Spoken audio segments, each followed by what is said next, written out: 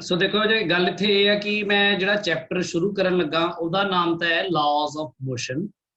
शाम को अज मैं लऊंगा तुहाडी प्रॉब्लम्स जो भी अपनी रिगार्डिंग पिछले काम दे लॉज ऑफ मोशन आपां करना है चैप्टर।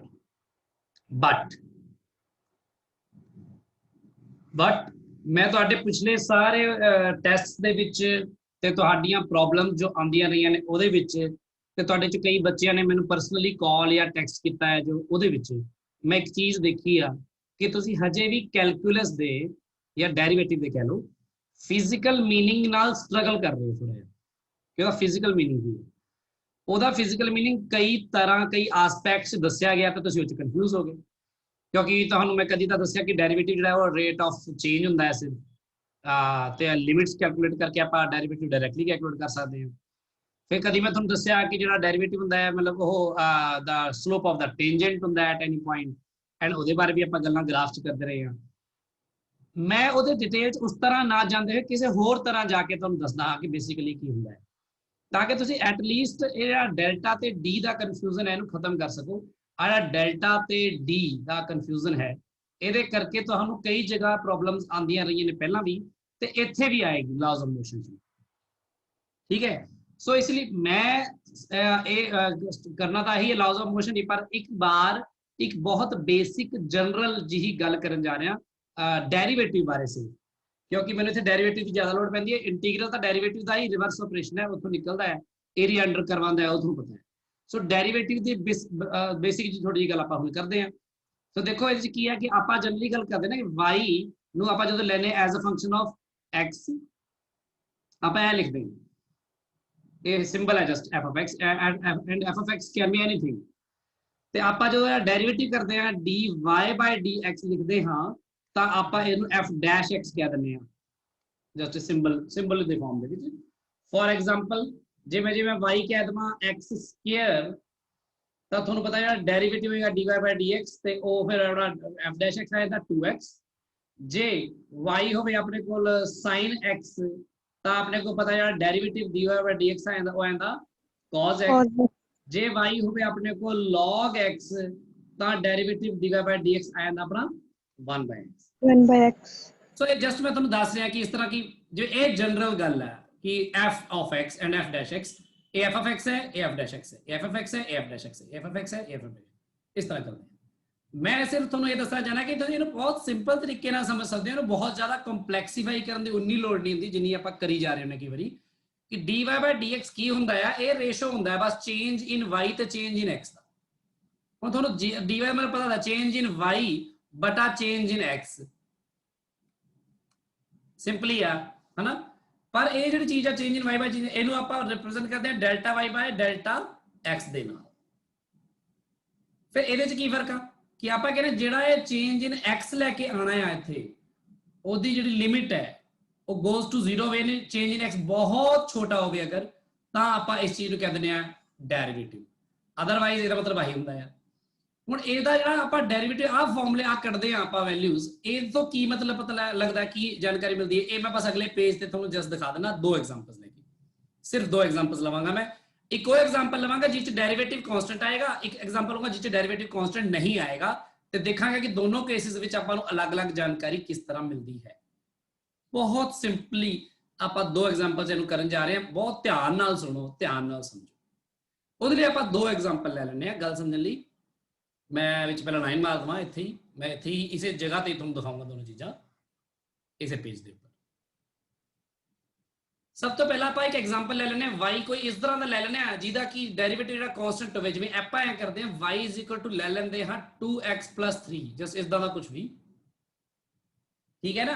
ते y इज इक्वल 2x + 3 हुंदा है तां तुसीं मैनूं दसो फिर डेरिवेटिव किहदे बराबर हुंदा है 2 दे बराबर हुंदा है। हुण आदा फार्मूले जिहड़े आपां किते उत्ते पता लग गया तुहानूं गल पर इहदा मतलब की बनदा है ते ये डेरिवेटिव जिहड़ा आया देखो इह च x आया ही नहीं ਇਹਦੇ ਚ x ਆਇਆ ਨਹੀਂ ਡੈਰੀਵੇਟਿਵ f dash x ਯਾਨੀ ਕਿ x ਤੇ ਡਿਪੈਂਡ ਹੀ ਨਹੀਂ ਕਰਦਾ ਰੇਟ ਆਫ ਚੇਂਜ ਇੱਥੇ ਕਿਵੇਂ ਉਹਦੇ ਲਈ ਮੈਂ ਇੱਥੇ ਸਮਝਾ ਦਿੰਦਾ ਤੁਹਾਨੂੰ ਐਗਜ਼ਾਮਪਲ। ਜਿਵੇਂ ਫੋਰ ਐਗਜ਼ਾਮਪਲ ਤੁਸੀਂ ਮੰਨ ਲਓ ਆਪਾਂ ਇਹਦਾ ਪਹਿਲਾਂ ਗ੍ਰਾਫ ਬਣਾ ਦਈਏ ਇਸ ਜਿਹੜੀ ਲਾਈਨ ਦਾ ਸਟ੍ਰੇਟ ਲਾਈਨ ਦਾ ਗ੍ਰਾਫ ਬਣਾ ਦਈਏ। ਉਹ ਗ੍ਰਾਫ ਬਣਾ ਲਈ ਆਪਾਂ ਇਹ ਕਰਦੇ ਆ, ਆ ਲੈ ਲੈਣੇ x ਐਕਸਿਸ ਤੇ ਆ ਲੈ ਲੈਣੇ ਆਪਾਂ y ਐਕਸਿਸ, ਇੱਥੇ ਬਣਾ ਲੈਣੇ ਆਪਾਂ ਥੋੜਾ ਇਸ ਤਰ੍ਹਾਂ। ਤੇ ਇਹਦਾ ਜਿਹੜਾ ਗ੍ਰਾਫ ਬਣਾਉਣਾ ਤੁਹਾਨੂੰ ਸਾਰਿਆਂ ਨੂੰ ਆਉਂਦਾ, ਇਹ ਚ ਕੋਈ ਡਾਊਟ ਨਹੀਂ ਹੈ ਨਾ। x 0 ਹੋਊਗਾ ਤਾਂ y ਤੁਹਾਨੂੰ ਪਤਾ ਕਿੰਨਾ ਹੋਊਗਾ। ਪਹਿਲਾਂ ਇਹ ਚ ਤਾਂ ਇਹਦੀ ਸਕੇਲਿੰਗ ਜਿੰਨੀ ਸਹੀ ਹੋਊਗੀ ਨਾ ਇੱਥੇ, ਉਨਾ ਹੀ ਜ਼ਿਆਦਾ ਤੁਸੀਂ ਬੈਟਰ ਇਸ ਗੱਲ ਨੂੰ ਸਮਝ ਪਾਓਗੇ ਜੋ ਮੈਂ ਕਹਿਣ ਜਾ ਰਿਹਾ। ਇਸ ਲਈ ਸਕੇਲਿੰਗ ਥੋੜੀ ਸਹੀ ਰੱਖੀ ਆਪਾਂ, ਇੱਥੇ ਵੀ ਸਹੀ ਰੱਖੀਏ, ਤੁਹਾਨੂੰ ਦੇਖਿਓ ਇਹ ਚ ਹੁਣ ਮਤਲਬ ਪਤਾ ਲੱਗੂਗਾ ਇਹਦਾ। सो फंक्शन कुछ भी हो सकता है, टाइम का फंक्शन होता है, डिस्प्लेसमेंट हो सकती है, टाइम डिस्प्लेसमेंट वटएवर, फिर dy/dt हो जाएगा या dx/dt हो जाएगा, वो हर गल उत्थे लागू हो जाएगी। ਹੁਣ ਤੁਸੀਂ ਮੈਨੂੰ ਦੱਸੋ x ਜਦੋਂ 0 ਹੋਏਗਾ ਤਾਂ ਇਹਦੇ ਗ੍ਰਾਫ ਇਹਦਾ ਬਣਾਉਣਾ ਨਾ ਤੁਸੀਂ, ਇਹਦਾ x 0 ਹੋਏਗਾ y ਕਿੰਨਾ ਹੋਏਗਾ 3 ਹੋਏਗਾ, 3 ਆ ਪੁਆਇੰਟ ਆਏਗਾ। x 1 ਹੋਏਗਾ ਤਾਂ y ਕਿੰਨਾ ਆਏਗਾ 5, 3 4 5 आ जाएगा। x 2 होएगा तो y कितना होएगा 7 आ जाएगा, लगभग इतने आ जाएगा 7। ठीक है, ਤੇ ਇੱਕ ਆਪਾਂ ਪਿੱਛੇ ਵੀ ਲੈ ਲੈਣੇ ਇੱਕ ਵੈਲਿਊ ਇੱਥੇ ਵੀ, ਜੇ x ਦੀ ਵੈਲਿਊ ਮੰਨ ਲਓ -1 ਹੋਈ ਇੱਥੇ 1 ਕਿੰਨਾ ਆ ਜਾਏਗਾ 1 ਆ ਜਾਏਗਾ ਨਾ। ਤੇ ਜਦੋਂ x ਵੈਲਿਊ -2 ਹੋਏਗੀ ਤਾਂ -1 ਕਹਿੰਦਾ ਮਾਈਨਸ ਇੱਥੇ ਨੀਚੇ ਆ ਜਾਏਗੀ ਵੈਲਿਊ -1 ਦੀ, ਇੱਥੇ ਆ ਜਾਏਗਾ ਹੈ ਨਾ। ਤੁਸੀਂ ਸਾਰੇ ਦੇਖ ਰਹੇ ਹੋ ਇਹ ਬਹੁਤ ਵਧੀਆ ਸਟ੍ਰੇਟ ਲਾਈਨ ਜੀ ਬਣ ਰਹੀ, ਇਸ ਲਈ ਲੀਨੀਅਰ ਦੇ ਕੁਐਸਚਨ ਕਹਿੰਦੇ ਆਪਾਂ ਇਹਨੂੰ। ਸੋ ਜਿਹੜੀ ਲਾਈਨ ਦੀ ਇਕੁਏਸ਼ਨ ਬਣ ਰਹੀ ਤੁਹਾਡੀ ਇਹ ਤਾਂ ਆ ਬਣ ਰਹੀ ਹੈ।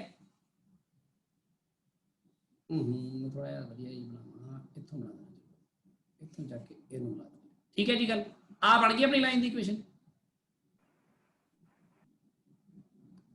ਇਸ ਦਾ ਕੋਈ ਡਾਊਟ ਨਹੀਂ। नो सर मैं कह रहा हूं कि बेसिकली ये जो change in y by change in x ਤੁਸੀਂ ਕਰਨਾ ਜਿੱਥੇ ਮਰਜ਼ੀ ਕਰਕੇ ਦੇਖ ਲਓ, ਤੇ ਤੁਸੀਂ ਉਦੋਂ change in y ਬਾय change in x divide ਕਰਕੇ ਦੇਖੋ ਕੀ ਆ ਰਿਹਾ, ਕਿਉਂਕਿ ਕਾਂਸਟੈਂਟ ਆ ਰਿਹਾ ਨਾ। ਜਿਵੇਂ ਮੰਨ ਲਓ ਇੱਥੇ ਆ ਇੱਕ x ਆ ਲੈ ਲਓ x1, ਆ x1 ਲੈ ਲਓ ਤੇ ਆ x2 ਲੈ ਲਓ।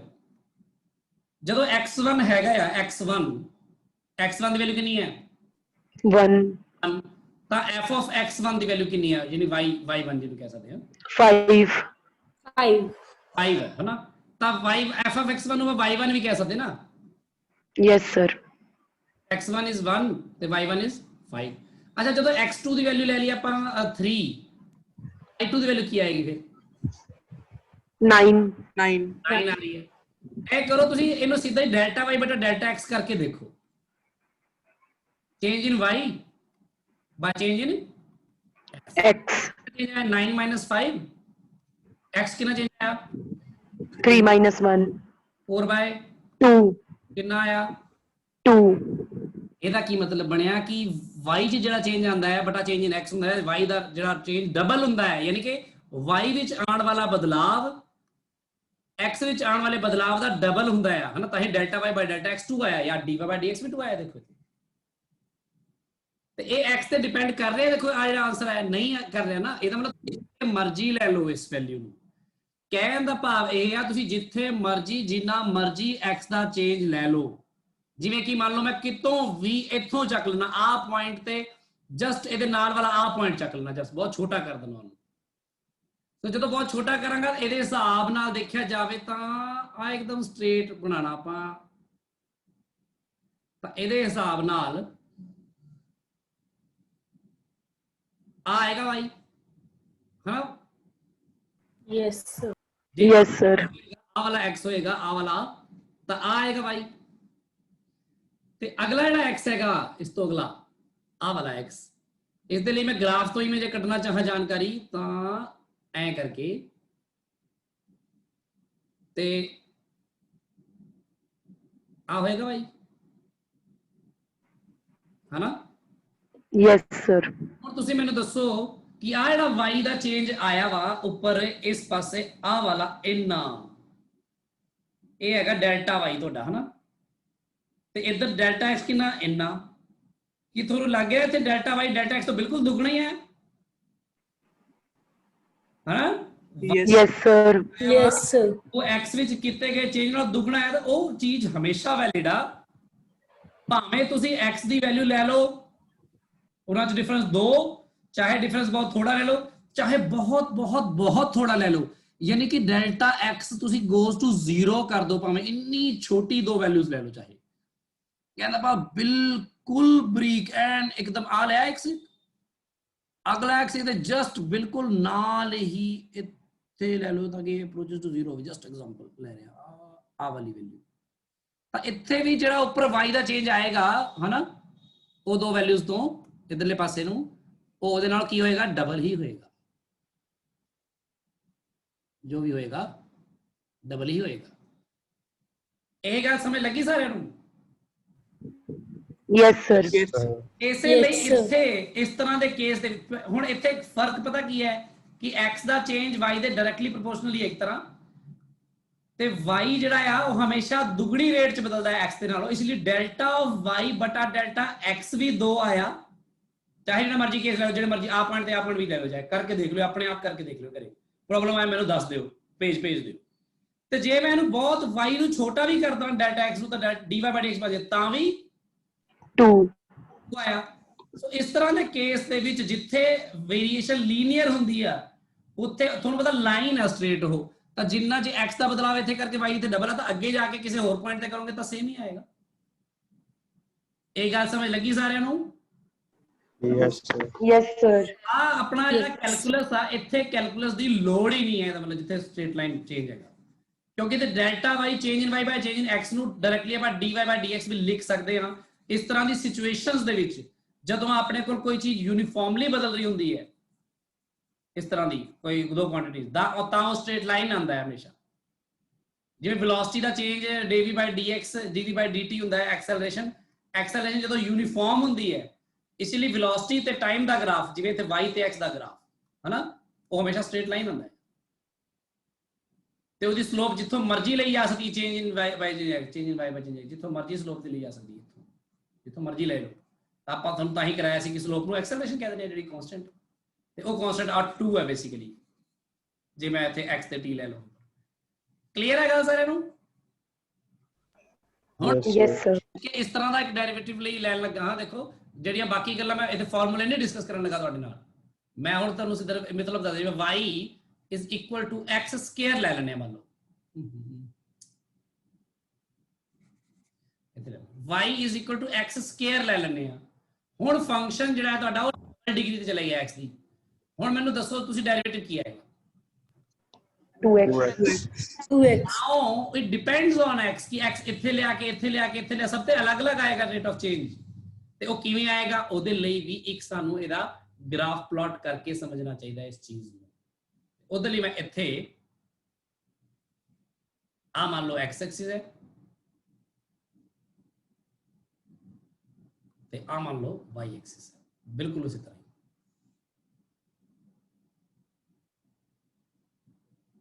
ਸੋ ਇੱਥੇ ਵੀ ਆਪਾਂ ਫਿਰ ਬਿਲਕੁਲ ਉਵੇਂ ਕਰ ਲੈਣੇ ਆ, 1 2 3। ਇਹ ਜਿੰਨਾ ਜ਼ਿਆਦਾ ਐਕੂਰੇਟ ਹੋਏਗਾ, ਜੇ ਗ੍ਰਾਫ ਪੇਪਰ ਤੇ ਬਣਾਓਗੇ ਨਾ ਤੁਸੀਂ, ਤਾਂ ਉਨੇ ਜ਼ਿਆਦਾ ਐਕੂਰੇਟਲੀ ਤੁਸੀਂ ਚੀਜ਼ਾਂ ਨੂੰ ਇੰਟਰਪ੍ਰੈਟ ਕਰ ਸਕੋਗੇ। ਹਾਲਾਂਕਿ ਇੰਨੀ ਲੋੜ ਨਹੀਂ ਹੁੰਦੀ, ਨਾ ਇਮੇਜਿਨ ਹੀ ਕਰ ਸਕਦੇ ਤੁਸੀਂ ਆਰਾਮ ਨਾਲ। ਥੋੜੀ ਬਹੁਤੀ ਜੇ ਇਹ 'ਚ ਮੰਨ ਲਓ ਗਲਤੀ ਵੀ ਹੋਏਗੀ ਇੱਕ mm ਦੀ, ਤਾਂ ਤੁਹਾਨੂੰ ਪਤਾ ਲੱਗ ਹੀ ਰਿਹਾ ਕਿ ਮਤਲਬ ਆਪਾਂ ਇਹ ਰਫਲੀ ਡਰਾ ਕਰ ਰਹੇ ਹਾਂ ਨਾ, ਮੈਂ ਅੰਦਾਜ਼ੇ ਨਾਲ ਡਰਾ ਕਰ ਰਿਹਾ, ਤਾਂ ਮੈਂ ਕੋਸ਼ਿਸ਼ ਕਰ ਰਿਹਾ ਬਸ ਇਹਨਾਂ ਵਿੱਚ ਡਿਫਰੈਂਸਿਸ ਨੂੰ ਸੇਮ ਰੱਖਾਂ, ਤੇ ਜੇ ਥੋੜਾ ਬਹੁਤਾ ਉੱਪਰ ਨੀਚੇ ਹੋ ਜਾਏ ਤਾਂ ਕੋਈ ਗੱਲ ਨਹੀਂ। ਸੋ ਇੱਕ ਰਫ ਆਪਾਂ ਇਹ ਚੋਂ ਇਨਫੋਰਮੇਸ਼ਨ ਲੈਣ ਲੱਗੇ ਹਾਂ। ਹੁਣ ਮੈਨੂੰ ਦੱਸੋ x ਜੇ 0 ਹੋਏਗਾ ਤਾਂ y ਕਿੰਨਾ ਹੋਏਗਾ? 0 ਹੋਏਗਾ ਨਾ, ਤਾਂ ਆ ਪੁਆਇੰਟ ਆਏਗਾ ਇੱਕ, ਤਾਂ ਇਹ ਚ ਲਾਈਨ ਦੇ ਕੇਸ ਨਹੀਂ ਆਇਆ ਸੀ ਹਨਾ। Yes, sir. तो 1 होएगा तो y कितना आएगा? 1 आएगा, तो आ वाला पॉइंट आएगा, आ वाला, ठीक है ना गल? Yes, sir. 2 होएगा तो y कितना आएगा? 4. 1 2 3 4 आ पॉइंट आएगा, ठीक है। फिर 3 Yes, sir. 9. 5 6 7 8 9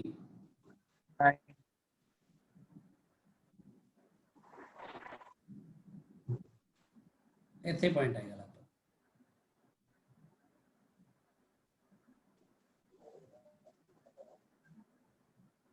this point and this point, 2 ਤੇ 4 ਸੀਗਾ ਨਾ,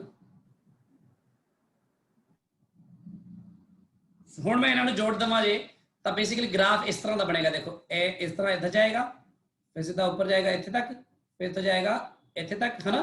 तो तुहानूं पता है 4 ते 16 आने वाला 16 तक जिवें ऐ करके जाएगा ऊपर। सो बेसिकली एक ग्राफ जिहड़ा बनेगा वैसे अदरवाइज ये पैराबोलिक बनेगा ऊपर नूं ऐ करके। ते तुहानूं मैं समझाया भी सी x के इक्वल टू 4ay जिहड़ा ग्राफ आ देखो यही बन गई इत्थे गल। पर मैं ये कह रहा कि इत्थे ਇਹਦਾ ਡੈਰੀਵੇਟਿਵ ਦਾ ਕੀ ਮਤਲਬ ਹੈ। ਇੱਥੇ ਦੇਖੋ ਇੱਥੇ ਡੈਰੀਵੇਟਿਵ ਦਾ ਕੀ ਮਤਲਬ ਹੈ। ਮੈਂ ਥੋੜਾ ਇਹਨੂੰ ਸਿੱਧਾ ਬਣਾ ਦਵਾਂ, ਇਹ ਬੜਾ ਭੈੜਾ ਬਣ ਰਿਹਾ ਹੈ।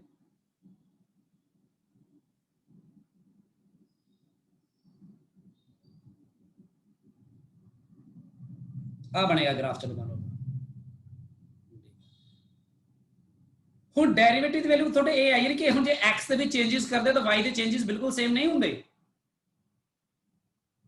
ਇੱਥੇ ਸੇਮ ਸੀਗੇ, ਇੱਥੇ ਤੁਸੀਂ ਇੱਥੇ ਦੇਖੋ ਇੱਥੇ ਸੇਮ ਨਹੀਂ ਹੁੰਦੇ ਕਿਉਂਕਿ ਡੈਰੀਵੇਟਿਵ ਵੀ ਤੁਹਾਡਾ x ਤੇ ਡਿਪੈਂਡ ਕਰ ਰਿਹਾ। ਹੁਣ ਜੇ ਤੁਸੀਂ x ਨੂੰ ਤੁਸੀਂ ਮੰਨ ਲਓ 0 ਤੇ 1 ਲਓ, ਪਹਿਲਾਂ x ਦੀ ਵੈਲਿਊ ਪਹਿਲਾਂ ਲੈ ਲਓ 0 ਤੇ ਦੂਜੀ ਵੈਲਿਊ ਲੈ ਲਓ 1, ਤਾਂ ਫਿਰ y1 ਕੀ ਆਏਗਾ ਤੁਹਾਡਾ 0, y2 ਕੀ ਆਏਗਾ 1 ਤਾਂ ਡੈਲਟਾ x ਕਿੰਨਾ ਆਇਆ 1 ਕਿੰਨਾ ਆਇਆ 1 ਤੇ ਤੁਹਾਡਾ ਬਟਾ ਡੈਲਟਾ x ਕਿੰਨਾ ਆਏਗਾ 1 ਆਏਗਾ ਨਾ। ਪਰ ਡੈਰੀਵੇਟਿਵ ਕੀ ਆ ਰਿਹਾ 2x ਆ ਰਿਹਾ 0 ਹੁਣ x ਤੇ ਡਿਪੈਂਡ ਕਰ ਰਿਹਾ। ਇਸ ਲਈ ਸਾਨੂੰ ਇੱਥੇ ਤਾਂ ਇੱਥੇ ਡੈਲਟਾ y ਤੇ dy ਚ ਫਰਕ ਆ ਰਿਹਾ ਹੈ। ਕਿਉਂਕਿ ਜੇ ਤੁਸੀਂ ਇਹੀ x ਦਾ ਜਿਹੜਾ ਚੇਂਜ ਲਿਆ ਵਾ 1 ਦਾ ਚੇਂਜ, ਇਹ ਤੁਸੀਂ ਥੋੜੇ ਅੱਗੇ ਲਓ, ਇੱਥੇ ਲੈ ਲਓ ਜਿਵੇਂ x ਦੀ ਵੈਲਿਊ 1 ਲਓ, x ਦੀ ਵੈਲਿਊ 1 ਲਓ ਤੇ x1 ਨੂੰ ਤੁਸੀਂ 1 ਕਹਿ ਦਿਓ ਤਾਂ x2 ਦੀ ਵੈਲਿਊ 2 ਲੈ ਲਓ ਤਾਂ ਤੁਸੀਂ ਦੱਸੋ ਇੱਥੇ y1 ਦੀ ਵੈਲਿਊ ਕਿੰਨੀ ਆਏਗੀ 1 2 ਦੀ ਵੈਲਿਊ ਕਿੰਨੀ ਆਏਗੀ 4 ਤਾਂ ਇਸ ਹਿਸਾਬ ਨਾਲ ਡੈਲਟਾ x ਕਿੰਨਾ ਆਇਆ 1 ਡੈਲਟਾ y ਕਿੰਨਾ ਆਇਆ 3 ਤੇ ਡੈਲਟਾ y ਬਟਾ ਡੈਲਟਾ x ਕਿੰਨਾ ਆਇਆ 3। ਇਹ ਤਾਂ ਬੜਾ ਅਜੀਬ ਹੈ, ਉੱਪਰ 2x ਹੈ ਤੇ 3 ਆ ਰਿਹਾ ਵਾ, ਹਨਾ। ਇਹਦਾ ਮਤਲਬ ਇਹ ਜਿਹੜੇ ਚੇਂजेस ਆ ਰਹੇ ਨੇ ਡੈਲਟਾ y ਬਟਾ ਡੈਲਟਾ x, ਇਹ ਕਿਹੜੀ x ਦੀ ਵੈਲਿਊ ਤੇ ਆ ਰਹੇ ਨੇ, ਇਹ ਇਹਨਾਂ ਦੋਨਾਂ ਦੇ ਵਿੱਚ ਆ ਰਹੇ ਨੇ। ਇਹ ਜਦੋਂ ਕੋਈ ਦੋ ਗਿਵਨ ਵੈਲਿਊਜ਼ ਹੋਣ ਅਲੱਗ-ਅਲੱਗ, ਉਹਨਾਂ ਦੇ ਵਿੱਚ ਜਿਹੜਾ ਚੇਂਜ ਪਤਾ ਕਰੀਏ ਆਪਾਂ ਰੇਂਜ ਦਾ ਰੇਸ਼ੋ, ਉਹਨੂੰ ਐਵਰੇਜ ਚੇਂਜ ਬੋਲਦੇ ਆ।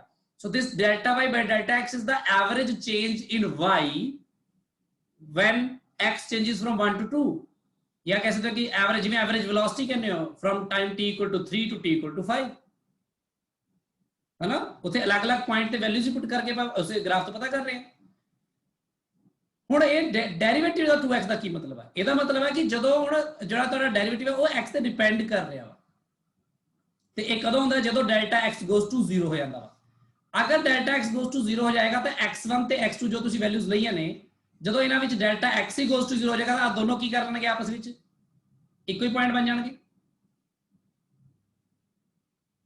ਉਹਨਾਂ ਵਿੱਚ ਚੇਂਜ ਹੀ ਨਾ ਥੋੜਾ ਕਰਤਾ ਮੈਂ, ਮਤਲਬ ਕਿ ਜਿਵੇਂ ਇੱਕ ਪੁਆਇੰਟ ਲੈ ਲਿਆ 3 ਤੇ ਇੱਕ ਪੁਆਇੰਟ ਲੈ ਲਿਆ 3.00000000001 ਤਾਂ ਹੁਣ ਡੈਲਟਾ x ਕਿੰਨਾ ਆਇਆ 0.0000001, ਮਤਲਬ ਇੰਨਾ ਥੋੜਾ ਚੇਂਜ ਕੀਤਾ ਕਿ ਉਹ ਲਗਭਗ ਸੇਮ ਹੀ ਹੋ ਗਿਆ। ਤਾਂ ਉਸ ਪੁਆਇੰਟ ਨੂੰ ਆਪਾਂ ਫਿਰ ਇੱਕ ਵੈਲਿਊ ਦੇ ਦਿੰਦੇ x, ਬਸ ਇਨਸਟੈਂਟ ਦੀ ਵੈਲਿਊ ਦੇ ਦਿੰਦੇ ਇੱਕ ਵੀ x3 ਹੈ ਬਸ ਸਮਝੋ। ਤਾਂ ਉਸ ਚੀਜ਼ ਨੂੰ ਆਪਾਂ ਕਿਵੇਂ ਡੈਰੀਵੇਟਿਵ ਚ ਆਪਾਂ ਇਹਨੂੰ ਰਿਲੇਟ ਕੀਤਾ ਸੀ ਡੈਰੀਵੇਟਿਵ ਦੇ ਨਾਲ। ਇੱਥੇ ਕੀ ਹੈ ਤੇ ਹਰ x ਤੇ ਅਲੱਗ-ਅਲੱਗ ਆਏਗਾ, ਜਿਵੇਂ ਕਿ ਤੁਸੀਂ ਦੇਖੋ x ਵਿੱਚ ਬਦਲਾਵ ਜੋ ਤੁਸੀਂ ਇੱਥੋਂ 0 ਤੋਂ 1 ਚ ਲਿਆ ਤਾਂ ਕੁਝ ਹੋਰ ਆਇਆ ਸੀ delta y by delta x, ਹਨਾ, ਤੇ ਹੁਣ ਕੁਝ ਹੋਰ ਆ ਰਿਹਾ। ਸੋ ਉਹ ਕਹਿ ਰਹੇ ਕਿ ਜਦੋਂ ਇਹਨੂੰ ਬਿਲਕੁਲ ਇਨਸਟੈਂਟੇਨੀਅਸ ਚੇਂਜ ਕਰਨਾ ਹੋਵੇ ਜਿਵੇਂ ਆਪਾਂ ਇਸ ਕੇਸ ਚ ਕੀਤਾ ਸੀ, ਤਾਂ ਉਹ ਜਦੋਂ ਤੁਸੀਂ ਇੱਥੇ ਇਸ ਕਿਸੇ x ਤੇ ਵੈਲਿਊ ਤੇ ਕਰੋਗੇ, ਇੱਥੇ ਕਰੋਗੇ ਮੰਨ ਲਓ ਜਾਂ x equal to 2 ਤੇ ਕਰ ਲਓ, ਤਾਂ 2 ਤੇ ਜਿਹੜਾ ਕਰੋਗੇ ਆ ਆਏਗਾ ਤੇ ਉਸ ਤੋਂ ਬਾਅਦ 2 ਵਿੱਚ ਥੋੜਾ ਜਿਹਾ ਬਦਲਾਵ ਕਰੋਗੇ, ਥੋੜਾ ਜਿਹਾ ਮਤਲਬ ਬਹੁਤ ਥੋੜਾ ਜਿਹਾ, ਤਾਂ ਜਿਹੜਾ ਡੈਲਟਾ y ਆਏਗਾ ਇੱਥੋਂ ਆਏਗਾ। ਮੰਨ ਲਓ ਜਸ ਮੈਂ ਸਮਝਾ ਰਿਹਾ ਐਗਜ਼ਾਮਪਲ ਦੇ, ਪਰ ਜੇ ਇੰਨਾ ਹੀ ਬਦਲਾਵ ਤੁਸੀਂ ਅੱਗੇ ਜਾ ਕੇ 4 ਤੇ ਕਰਦੇ ਹੋ x ਦੇ ਵਿੱਚ,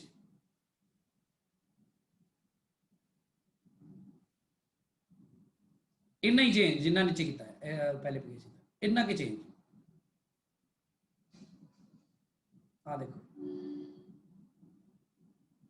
ਠੀਕ ਆ ਉਹਨੇ ਕਰਤਾ ਨਾ ਮੈਂ। ਤਾਂ ਉੱਥੇ ਜਿਹੜਾ y ਚ ਚੇਂਜ ਆ ਰਿਹਾ ਦੇਖੋ ਉਹ ਕੀ ਪਹਿਲਾਂ ਵਾਂਗੂ ਬਰਾਬਰ ਆ ਰਿਹਾ नो सर, मतलब कि x ਵਿੱਚ ਇੰਨਾ ਹੀ ਚੇਂਜ ਇੱਥੇ ਕੀਤਾ 2 ਤੇ, ਹਾਂ ਇਹ 2 ਤੇ ਕਰਤਾ ਸਮਝ ਲਓ, 2 ਦੇ ਨੇੜੇ ਕੀਤਾ ਨਾ ਇਹ ਸਾਰਾ ਕੰਮ, 2 ਤੋਂ ਥੋੜਾ ਜਿਹਾ ਆ 4 ਦੇ ਨੇੜੇ ਕੀਤਾ, ਤਾਂ ਉੱਥੇ ਜਿਹੜਾ ਚੇਂਜ ਆਇਆ ਉਹ ਬਿਲਕੁਲ ਅਲੱਗ ਆਇਆ। ਸੋ ਇਹਨੂੰ ਐ ਸਮਝ ਲਓ ਕਿ ਜੇ ਤੁਸੀਂ x ਵਿੱਚ x ਦੀ ਵੈਲਿਊ 2 ਤੇ ਡੈਰੀਵੇਟਿਵ ਕਰੋਗੇ ਤਾਂ ਡੈਰੀਵੇਟਿਵ ਆਊਗਾ ਆਹ ਵਾਲਾ ਡੈਲਟਾ y ਜਾਂ ਆਹ ਡੈਲਟਾ, ਇਹਨੂੰ dy ਕਹਿੰਦੇ ਨੇ, ਫਿਰ ਇਹਨੂੰ dx ਕਹਿੰਦੇ ਨੇ। 4 ਤੇ ਕਰਦੇ ਆ ਤਾਂ ਹੁਣ ਦੇਖੋ ਇੱਥੇ ਡੈਰੀਵੇਟਿਵ ਜਿਹੜਾ ਆ dy/dx ਚੇਂਜ ਇਨ ਇਹ x = 2 ਤੇ ਦੇਖੋ ਕਿੰਨਾ ਆਏਗਾ, ਪੁੱਟ ਕਰੋ 4। ਇਹਦਾ ਮਤਲਬ ਆ ਜਿਹੜਾ ਚੇਂਜ ਇਨ x ਤੁਸੀਂ 2 ਚ ਲੈ ਕੇ ਆਏ ਹੋ, ਇੱਥੋਂ ਆ ਚੇਂਜ ਇੱਧਰ ਆਇਆ ਵਾ y ਚ, ਇਹ 4 ਗੁਣਾ ਜ਼ਿਆਦਾ ਹੋਏਗਾ। ਤੇ ਇਹੀ ਡੈਰੀਵੇਟਿਵ ਜਦੋਂ ਤੁਸੀਂ ਕਰੋਗੇ dy/dx x = 4 ਤੇ ਤਾਂ ਕਿੰਨਾ 4 8 ਮਤਲਬ ਇੱਥੇ ਉਹੀ ਚੇਂਜ ਜਿੱਦਾਂ ਵੀ 4 ਤੇ ਤੁਸੀਂ ਥੋੜਾ ਜਿਹਾ ਵੀ ਚੇਂਜ ਲੈ ਕੇ ਆਓਗੇ ਤਾਂ ਇੱਥੇ ਚੇਂਜ ਜਿਹੜਾ ਅਗਲਾ y ਦਾ ਚੇਂਜ ਕਿੰਨਾ ਹੋਏਗਾ, 8 ਗੁਣਾ ਜ਼ਿਆਦਾ ਹੋਏਗਾ ਉਸ ਤੇ ਇਹ ਅਲੱਗ-ਅਲੱਗ ਹੋਏਗਾ ਹਰ ਜਗ੍ਹਾ, ਕਿਉਂਕਿ ਡੈਰੀਵੇਟਿਵ ਤੁਹਾਡਾ x ਤੇ ਡਿਪੈਂਡ ਕਰ ਰਿਹਾ ਤੇ ਤੁਸੀਂ ਗ੍ਰਾਫ ਵੀ ਦੇਖ ਰਹੇ ਹੋ, ਸੱਚੀ ਹੀ ਅਲੱਗ-ਅਲੱਗ ਆਏਗਾ। ਇਹ ਚੇਂजेस ਜਿਹੜੇ ਨੇ x ਤੇ ਡਿਪੈਂਡ ਕਰ ਰਹੇ ਨੇ। ਹੁਣ ਜੇ ਤੁਸੀਂ x ਨੂੰ ਹੋਰ ਵੱਡਾ ਕਰੋਗੇ, ਇੱਥੇ 6 ਕਰ ਲੋਗੇ ਤੇ 6 ਤੇ ਤੁਹਾਨੂੰ ਪਤਾ ਨਾ ਕਿ ਕਿੰਨੀ ਵੱਡੀ ਵੈਲਿਊ ਆਉਣ ਵਾਲੀ ਹੈ, ਕਿਉਂਕਿ ਆਹ ਵਾਲਾ ਤਾਂ ਸਟੀਪ ਹੁੰਦਾ ਜਾ ਰਿਹਾ ਉੱਪਰ ਨੂੰ, ਇਹ ਤਾਂ 16 ਤੇ ਜਾ ਰਿਹਾ ਸਿੱਧਾ ਹੀ, ਹਨਾ? ਪਤਾ ਲੱਗ ਰਹੀ ਗੱਲ ਸਾਰਿਆਂ ਨੂੰ? yes sir ਉਹ ਜਿਹੜੀ ਡਿਪੈਂਡੈਂਸ ਆ ਉਹ ਕਈ ਵਾਰ ਡਿਪੈਂਡ ਕਰਦੀ ਹੈ ਉਸ ਦੇ ਉੱਪਰ। ਜਿਵੇਂ ਇਸ ਤਰ੍ਹਾਂ ਹੀ ਕੋਈ ਚੀਜ਼ ਜਿਹੜੀ ਕਈ ਵਾਰ ਇਸ ਤਰ੍ਹਾਂ ਦੇ ਕੇਸਿਸ 'ਚ ਜਿੱਥੇ ਲੀਨੀਅਰ ਚੇਂजेस ਆ ਰਹੇ ਹੋਣ, ਉੱਥੇ ਡੈਲਟਾ y ਬਟਾ ਡੈਲਟਾ x ਤੇ dy ਬਟਾ dx ਕੋਈ ਫਰਕ ਨਹੀਂ ਆਉਂਦਾ, ਕਿਉਂਕਿ ਡੈਰੀਵੇਟਿਵ ਹੀ ਕਾਂਸਟੈਂਟ ਆ ਰਿਹਾ, x ਤੇ ਡਿਪੈਂਡ ਕਰ ਨਹੀਂ ਰਿਹਾ। ਜਿੱਥੋਂ ਮਰਜ਼ੀ x ਲੈ ਲਓ, ਫਿਰ ਕਾਹਦਾ ਡੈਲਟਾ ਤੇ ਕਾਹਦਾ d, ਇੱਥੇ ਐਵਰੇਜ ਤੇ ਇੰਸਟੈਂਟੇਨੀਅਸ ਵੈਲਿਊ ਸੇਮ ਹੁੰਦੀਆਂ। ਪਰ ਜਿੱਥੇ ਇਸ ਤਰ੍ਹਾਂ ਦਾ ਹੋਵੇ ਸੈਕੰਡ ਡਿਗਰੀ ਜਾਂ ਥਰਡ ਡਿਗਰੀ ਚਲਾ ਜਾਵੇ ਥੋੜਾ ਚੇਂਜ, ਜਾਂ ਕੋਈ ਸਾइन ਥੀਟਾ ਕਾਸ ਥੀਟਾ ਟੈਨ ਥੀਟਾ ਕੋਈ ਇਦਾਂ ਚੀਜ਼ ਬਣ ਜਾਵੇ, ਉੱਥੇ ਫਿਰ ਆਪਣਾ x ਤੇ ਡਿਪੈਂਡ ਕਰਦਾ ਡੈਰੀਵੇਟਿਵ। ਤਾਂ ਉੱਥੇ ਜਿਹੜਾ ਚੇਂਜ ਇਨ y ਔਰ ਚੇਂਜ ਇਨ x ਉਹ ਡਿਪੈਂਡ ਕਰਦਾ ਕਿਹੜੇ x ਦੀ ਵੈਲਿਊ ਤੇ ਲੈ ਰਹੇ। ਇੱਥੇ ਕੋਈ ਡਿਪੈਂਡ ਨਹੀਂ ਕਰਦਾ, ਕੋਈ ਦਿੱਕਤ ਨਹੀਂ ਹੈ। ਬਿੱਟੂ ਸਿੰਘ, ਬਿੱਟੂ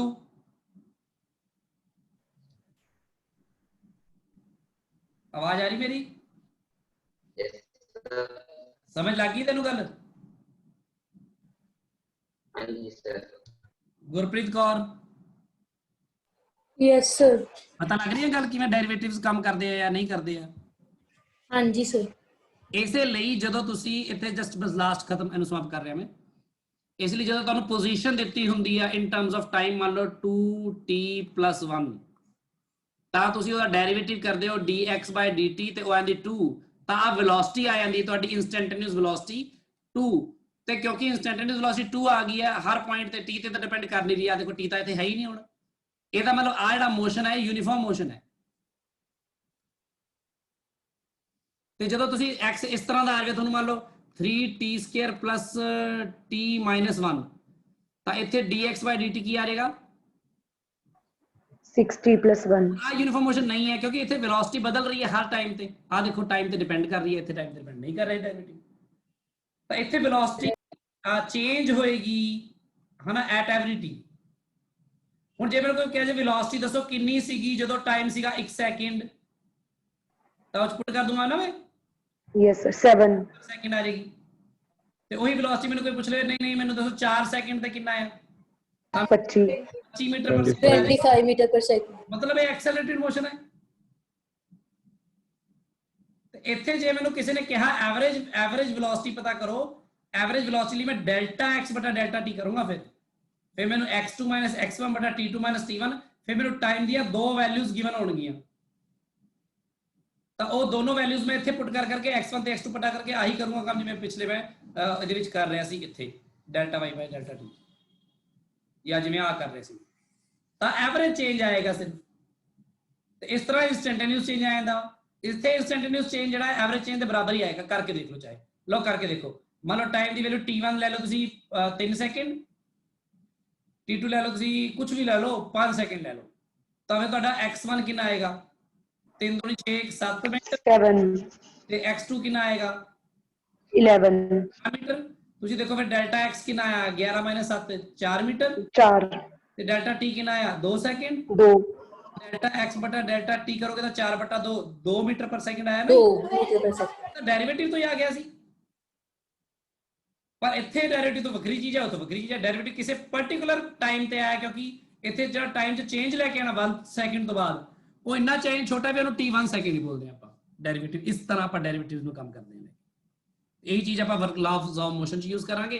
ਹੁਣ ਆਪਾਂ ਜਦੋਂ ਗੱਲ ਕਰਦੇ ਹਾਂ ਲਾਜ਼ ਆਫ ਮੋਸ਼ਨ ਦੀ, ਬਹੁਤ ਸਿੰਪਲੀ ਜਿਹੜੀਆਂ ਮੇਨ ਗੱਲਾਂ ਨੇ ਉਹਨੂੰ ਆਪਾਂ ਸਮਝੀਏ। ਬਹੁਤ ਜ਼ਿਆਦਾ ਉਹਦੇ ਥਿਓਰੈਟੀਕਲ ਉਹਦੇ ਵਿੱਚ ਜਾਣ ਲਈ ਤੁਸੀਂ ਬੁੱਕਸ ਪੜ੍ਹੋਗੇ ਜਿਹੜੀਆਂ ਉਹ 'ਚ ਕਾਫੀ ਚੀਜ਼ਾਂ ਨਵੀਆਂ ਹਰ ਬੁੱਕ 'ਚ ਮਿਲਣਗੀਆਂ ਤੁਹਾਨੂੰ, ਪਰ ਮੈਂ ਟੂ ਦਾ ਪੁਆਇੰਟ ਗੱਲ ਕਰਨ ਜਾ ਰਿਹਾ ਤੁਹਾਡੇ ਨਾਲ। ਤੇ ਇਹ ਜਿਹੜੀ ਚੀਜ਼ ਹੈ ਇਹ 'ਚ ਬੇਸਿਕ ਜਿਹੜੀ ਗੱਲ ਸ਼ੁਰੂ ਹੁੰਦੀ ਹੈ ਲਾਜ਼ ਆਫ ਮੋਸ਼ਨ ਦੀ, ਉਹ ਅਰਿਸਟੋਟਲ ਤੇ ਗੈਲੀਲੀਓ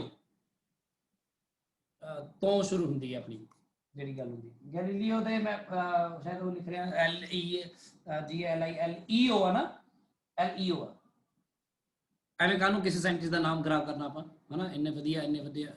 ਸੋ ਗੈਲੀਲੀਓ ਤੇ ਅਰਿਸਟੋਟਲ ਇੱਕ ਫਿਲਾਸਫਰ ਵੀ ਸੀਗਾ ਬਹੁਤ ਪੁਰਾਣਾ, ਇਹ ਘੱਟੋ ਘੱਟ ਬਿਫੋਰ ਕ੍ਰਾਈਸਟ BC ਦੀ ਗੱਲ ਆ, ਘੱਟੋ ਘੱਟ 400 ਦੇ ਨੇੜੇ ਤੇੜੇ BC। ਅੱਜ ਜਿਵੇਂ 2020 ਚੱਲ ਰਿਹਾ ਤਾਂ 400 BC ਯਾਨੀ ਕਿ ਬਿਫੋਰ ਕ੍ਰਾਈਸਟ, ਮਤਲਬ 2020 ਤਾਂ ਆਪਣੇ ਹੋਣੇ ਹੋਗੇ, 400 ਹੋਰ ਜੋੜ ਦੋ, 2420 ਸਾਲ ਪਹਿਲਾਂ ਜਾਂ 2400 ਸਾਲ ਪਹਿਲਾਂ ਲਾ ਲਓ ਐਵਰੇਜ, ਅਰਿਸਟੋਟਲ ਹੋਇਆ। ਹੁਣ ਤੋਂ 2400 ਸਾਲ ਪਹਿਲਾਂ, ਠੀਕ ਹੈ। ਗੈਲੀਲੀਓ ਤਾਂ ਹੁਣੇ ਤਾਜ਼ਾ ਹੀ ਆ ਆਪਣਾ। ਗੈਲੀਲੀਓ ਦੀ ਜਿਹੜੀ ਉਹ ਹੈਗੀ ਮੇਰੇ ਖਿਆਲ ਨਾਲ 1500 ਦੇ ਨੇੜੇ ਤੇੜੇ ਹੋਣੀ ਆ, 1500-1600, ਯਾਨੀ ਇਹਦੇ 1500 ਸਾਲ ਬਾਅਦ ਇਹ ਹੋਇਆ ਸਮਝ ਲਓ। 1500 ਯਾਨੀ ਗੈਲੀਲੀਓ ਉਸ ਤੋਂ ਵੀ ਪਹਿਲਾਂ ਹੋਇਆ। ਚਲੋ ਇਟ ਡਜ਼ਨਟ ਮੈਟਰ, ਆ ਤਰੀਕਾਂ ਹਿਸਟਰੀ ਦੀਆਂ ਗੱਲਾਂ ਨੇ, ਇਹ ਕਿਤਾਬਾਂ ਜੀ ਪੜ੍ਹ ਕੇ ਦੇਖ ਲੈਂਦੇ ਅਸੀਂ ਵੀ ਫਿਰ ਭੁੱਲ ਜਾਂਦੇ, ਇੱਕ ਅੰਦਾਜ਼ਾ ਜਿਹਾ ਹੁੰਦਾ ਬਸ। ਅਰਿਸਟੋਟਲ ਜੋ ਕਹਿੰਦਾ ਸੀ ਨਾ, ਉਹ ਸਾਰਿਆਂ ਦੀ ਸਹਿਜ ਜਿਹੜਾ ਗਿਆਨ ਹੁੰਦਾ ਹੈ ਉਹੀ ਹੁੰਦਾ ਹੈ, ਸੱਚਮੁੱਚ ਇਹੀ ਲੱਗਦਾ ਹੁੰਦਾ ਸਾਰਿਆਂ ਨੂੰ। ਜੋ ਗੈਲੀਲੀਓ ਕਹਿੰਦਾ ਹੈ ਉਹ ਉਹਦੇ ਲਈ ਥੋੜਾ ਸਿਆਣਾ ਬਣਨਾ ਪੈਂਦਾ ਹੈ। ਇਹਦਾ ਮਤਲਬ ਇਹ ਨਹੀਂ ਕਿ ਅਰਿਸਟੋਟਲ ਸਿਆਣਾ ਨਹੀਂ ਸੀ, ਠੀਕ ਹੈ ਨਾ, ਬਹੁਤ ਸਿਆਣਾ ਸੀ ਆਪਣੇ ਸਮੇਂ 'ਚ, ਜਦੋਂ ਮਨੁੱਖਤਾ ਦੇ ਕੋਲ ਕੋਈ ਵਿਗਿਆਨ ਨਹੀਂ, ਕੋਈ ਇਹਨਾਂ ਸਾਰੀਆਂ ਟੈਕਨੋਲੋਜੀ ਇਹ ਸਭ ਕੁਝ ਨਹੀਂ ਸੀਗਾ, ਉਦੋਂ ਇਹ ਗੱਲਾਂ ਕਰਨਾ ਮਤਲਬ ਉਦੋਂ ਵੀ ਬਹੁਤ ਵੱਡੀ ਗੱਲ ਸੀ। ਅਰਿਸਟੋਟਲ ਕਹਿੰਦਾ ਕਿ ਕੋਈ ਵੀ ਬੋਡੀ ਦੀ ਜੋ ਨਾਰਮਲ ਅਵਸਥਾ ਹੁੰਦੀ ਹੈ ਉਹਨੂੰ ਆਪਾਂ ਕੀ ਕਹਿੰਦੇ ਆ ਅੰਗਰੇਜ਼ੀ 'ਚ, ਮਤਲਬ ਕੀ ਕਹਿੰਦੇ ਆ, ਸਟੇਟ, ਨਾਰਮਲ ਸਟੇਟ ਕਹਿ ਸਕਦੇ ਆ ਆਪਾਂ, ਠੀਕ ਹੈ। ਜਿਹੜੀ ਨਾਰਮਲ ਸਟੇਟ ਆ ਉਹ ਨਾਰਮਲ ਸਟੇਟ ਹੁੰਦੀ ਹੈ ਰੈਸਟ। ਅਰਿਸਟੋਟਲ ਕਹਿ ਰਿਹਾ ਕਿ ਰੈਸਟ ਹੀ ਕਿਸੇ ਵੀ ਬੋਡੀ ਦੀ ਨਾਰਮਲ ਸਟੇਟ ਹੈ, ਕਿ ਹਰ ਇੱਕ ਚੀਜ਼ ਰੈਸਟ ਵਿੱਚ ਹੀ ਹੈ, ਸਭ ਰੈਸਟ ਵਿੱਚ ਹੀ ਰਹਿਣਾ ਚਾਹੁੰਦੇ ਆ, ਹਰ ਬੋਡੀ ਰੈਸਟ ਵਿੱਚ ਰਹਿਣਾ ਚਾਹੁੰਦੀ ਹੈ। ਤੇ ਇਹ ਬੜਾ ਉਹਦੇ ਸਿੰਪਲ ਦਿਮਾਗ ਆ ਵੀ ਸਕਦਾ, ਕਿਉਂਕਿ ਉਹਨੇ ਕੀ ਕੀਤਾ, ਜਿਵੇਂ ਮਤਲਬ ਤੁਸੀਂ ਆਪ ਸੋਚ ਕੇ ਦੇਖੋ ਕਿ ਜਦੋਂ ਆਪਾਂ ਪੱਖਾ ਚਲਾਉਂਦੇ ਆ ਤੇ ਪੱਖਾ ਜਿਵੇਂ ਹੀ ਬੰਦ ਕਰਦੇ ਆ, ਬਿਜਲੀ ਦਾ ਸੋਰਸ ਪਿੱਛੋਂ ਬੰਦ ਕਰਦੇ ਆ ਜਿਵੇਂ ਹੀ, ਤੇ ਪੱਖਾ ਹੌਲੀ ਹੌਲੀ ਘੁੰਮਦੇ ਫਿਰ ਰੁਕਦੇ ਰੁਕ ਹੀ ਜਾਂਦਾ ਹੈ। ਜਦੋਂ ਆਪਾਂ ਗੱਡੀ ਚਲਾਉਂਦੇ ਆ, ਜਦ ਤੱਕ ਇੰਜਨ ਪੈਟਰੋਲ ਬਰਨ ਕਰ ਰਿਹਾ, ਲਗਾਤਾਰ ਇੰਜਨ ਕੰਮ ਕਰ ਰਿਹਾ, ਉਦੋਂ ਤੱਕ ਤਾਂ ਗੱਡੀ ਚੱਲ ਰਹੀ ਹੈ ਜਿੰਨੀ ਮਰਜ਼ੀ ਸਪੀਡ ਤੇ ਜਾਂ ਇਕਨੋਮਲ ਸਪੀਡ ਤੇ ਆਪਾਂ ਮੰਨ ਜਾ ਰਹੇ। ਜਿਵੇਂ ਗੱਡੀ ਦਾ ਇੰਜਨ ਬੰਦ ਕਰ ਦਿੰਦੇ ਆ, ਗੱਡੀ ਫਿਰ ਰੁਕਣਾ ਸ਼ੁਰੂ ਹੋ ਜਾਂਦੀ, ਨਾਲ ਰੁਕਦੇ ਰੁਕ ਜਾਂਦੀ ਹੈ। ਤੇ ਉਹ ਅਰਿਸਟੋਟਲ ਕਹਿੰਦਾ ਕਿ ਮਤਲਬ ਕਿਸੇ ਵੀ ਚੀਜ਼ ਨੂੰ ਜੇ ਤੁਸੀਂ ਲਗਾਤਾਰ ਮੋਸ਼ਨ 'ਚ ਰੱਖਣਾ ਚਾਹੁੰਦੇ ਹੋ ਤਾਂ ਤੁਹਾਨੂੰ ਫੋਰਸ ਲਗਾਉਣਾ ਹੀ ਪਏਗਾ। ਹੁਣ ਫੋਰਸ ਕੀ ਹੁੰਦਾ, ਪਹਿਲਾਂ ਫੋਰਸ ਬਾਰੇ ਚਲੋ ਤੁਹਾਨੂੰ ਫੋਰਸ ਪਤਾ ਹੀ ਹੈ, ਐਵੇਂ ਮੈਂ ਉੱਤੇ ਖਰਾਬ ਕਰਾਂ ਟਾਈਮ। ਫੋਰਸ ਤੁਹਾਨੂੰ ਪਤਾ ਹੀ ਹੈ, ਐਨੀ ਪੁਸ਼ ਔਰ ਪੁੱਲ, ਹਨਾ, ਕਿਸੇ ਚੀਜ਼ ਨੂੰ ਤੁਸੀਂ ਧੱਕਾ ਮਾਰਦੇ ਹੋ ਜਾਂ ਖਿੱਚਦੇ ਹੋ ਆਪਣੇ ਵੱਲ, ਤੁਹਾਨੂੰ ਫੋਰਸ ਕਹਿੰਦੇ ਆ। ਫੋਰਸ ਨਾਲ ਆਪਾਂ ਸਾਰੇ ਕੰਮ ਕਰਦੇ ਹਾਂ ਆਪਣੇ। ਮੈਂ ਫੋਰਸ ਲਾ ਕੇ ਹੁਣ ਲਿਖ ਰਿਹਾ ਪੈਡ ਤੇ ਫੋਰਸ ਲਾ ਕੇ ਮੈਂ ਬੋਲ ਰਿਹਾ, ਸਮਝ ਲਓ। ਤੇ ਫੋਰਸ ਲਾ ਕੇ ਕਿਸੇ ਇੱਕ ਚੀਜ਼ ਨੂੰ ਇੱਕ ਜਗ੍ਹਾ ਤੋਂ ਦੂਜੀ ਜਗ੍ਹਾ ਆਪਾਂ ਡਿਸਪਲੇਸ ਕਰ ਸਕਦੇ ਹਾਂ। ਤੇ ਫਿਜ਼ੀਕਲ ਵਰਕ ਦੀ ਆਪਾਂ ਜ਼ਿਆਦਾ ਗੱਲ ਕਰਾਂਗੇ, ਤੇ ਫਿਜ਼ੀਕਲ ਜਾਂ ਉਹਦੀ ਜੋ ਫਿਜ਼ੀਕਲੀ ਆਪਾਂ ਫੋਰਸ ਨੂੰ ਜਿੱਥੇ ਜਾ ਯੂਜ਼ ਕਰਦੇ ਹਾਂ। ਸੋ ਰੈਸਟ ਜਿਹੜਾ ਆ ਉਹ ਕਹਿੰਦਾ ਰੈਸਟ ਵਿੱਚ ਹੀ ਰਹਿੰਦੀਆਂ ਚੀਜ਼ਾਂ। ਮੋਸ਼ਨ ਤਾਂ ਇਹ ਕਹਿੰਦਾ ਤੁਹਾਨੂੰ ਲਿਆਣਾ ਪੈਂਦਾ। ਇਹਦਾ ਮਤਲਬ ਕਿਸੇ ਬੋਡੀ ਦੀ ਰੈਸਟ ਹੀ ਇੱਕ ਨਾਰਮਲ ਅਵਸਥਾ ਹੈ, ਤੇ ਇਸ ਰੈਸਟ ਦੀ ਅਵਸਥਾ ਨੂੰ ਜੇ ਤੁਸੀਂ ਬਦਲਣਾ ਚਾਹੁੰਦੇ ਹੋ, ਯਾਨੀ ਕਿ ਜੇ ਤੁਸੀਂ ਬੋਡੀ ਨੂੰ ਮੋਸ਼ਨ 'ਚ ਲਿਆਉਣਾ ਚਾਹੁੰਦੇ ਹੋ ਤਾਂ ਤੁਹਾਨੂੰ ਉਹਨੂੰ ਕੰਪੈਲ ਕਰਨਾ ਪੈਣਾ ਆ।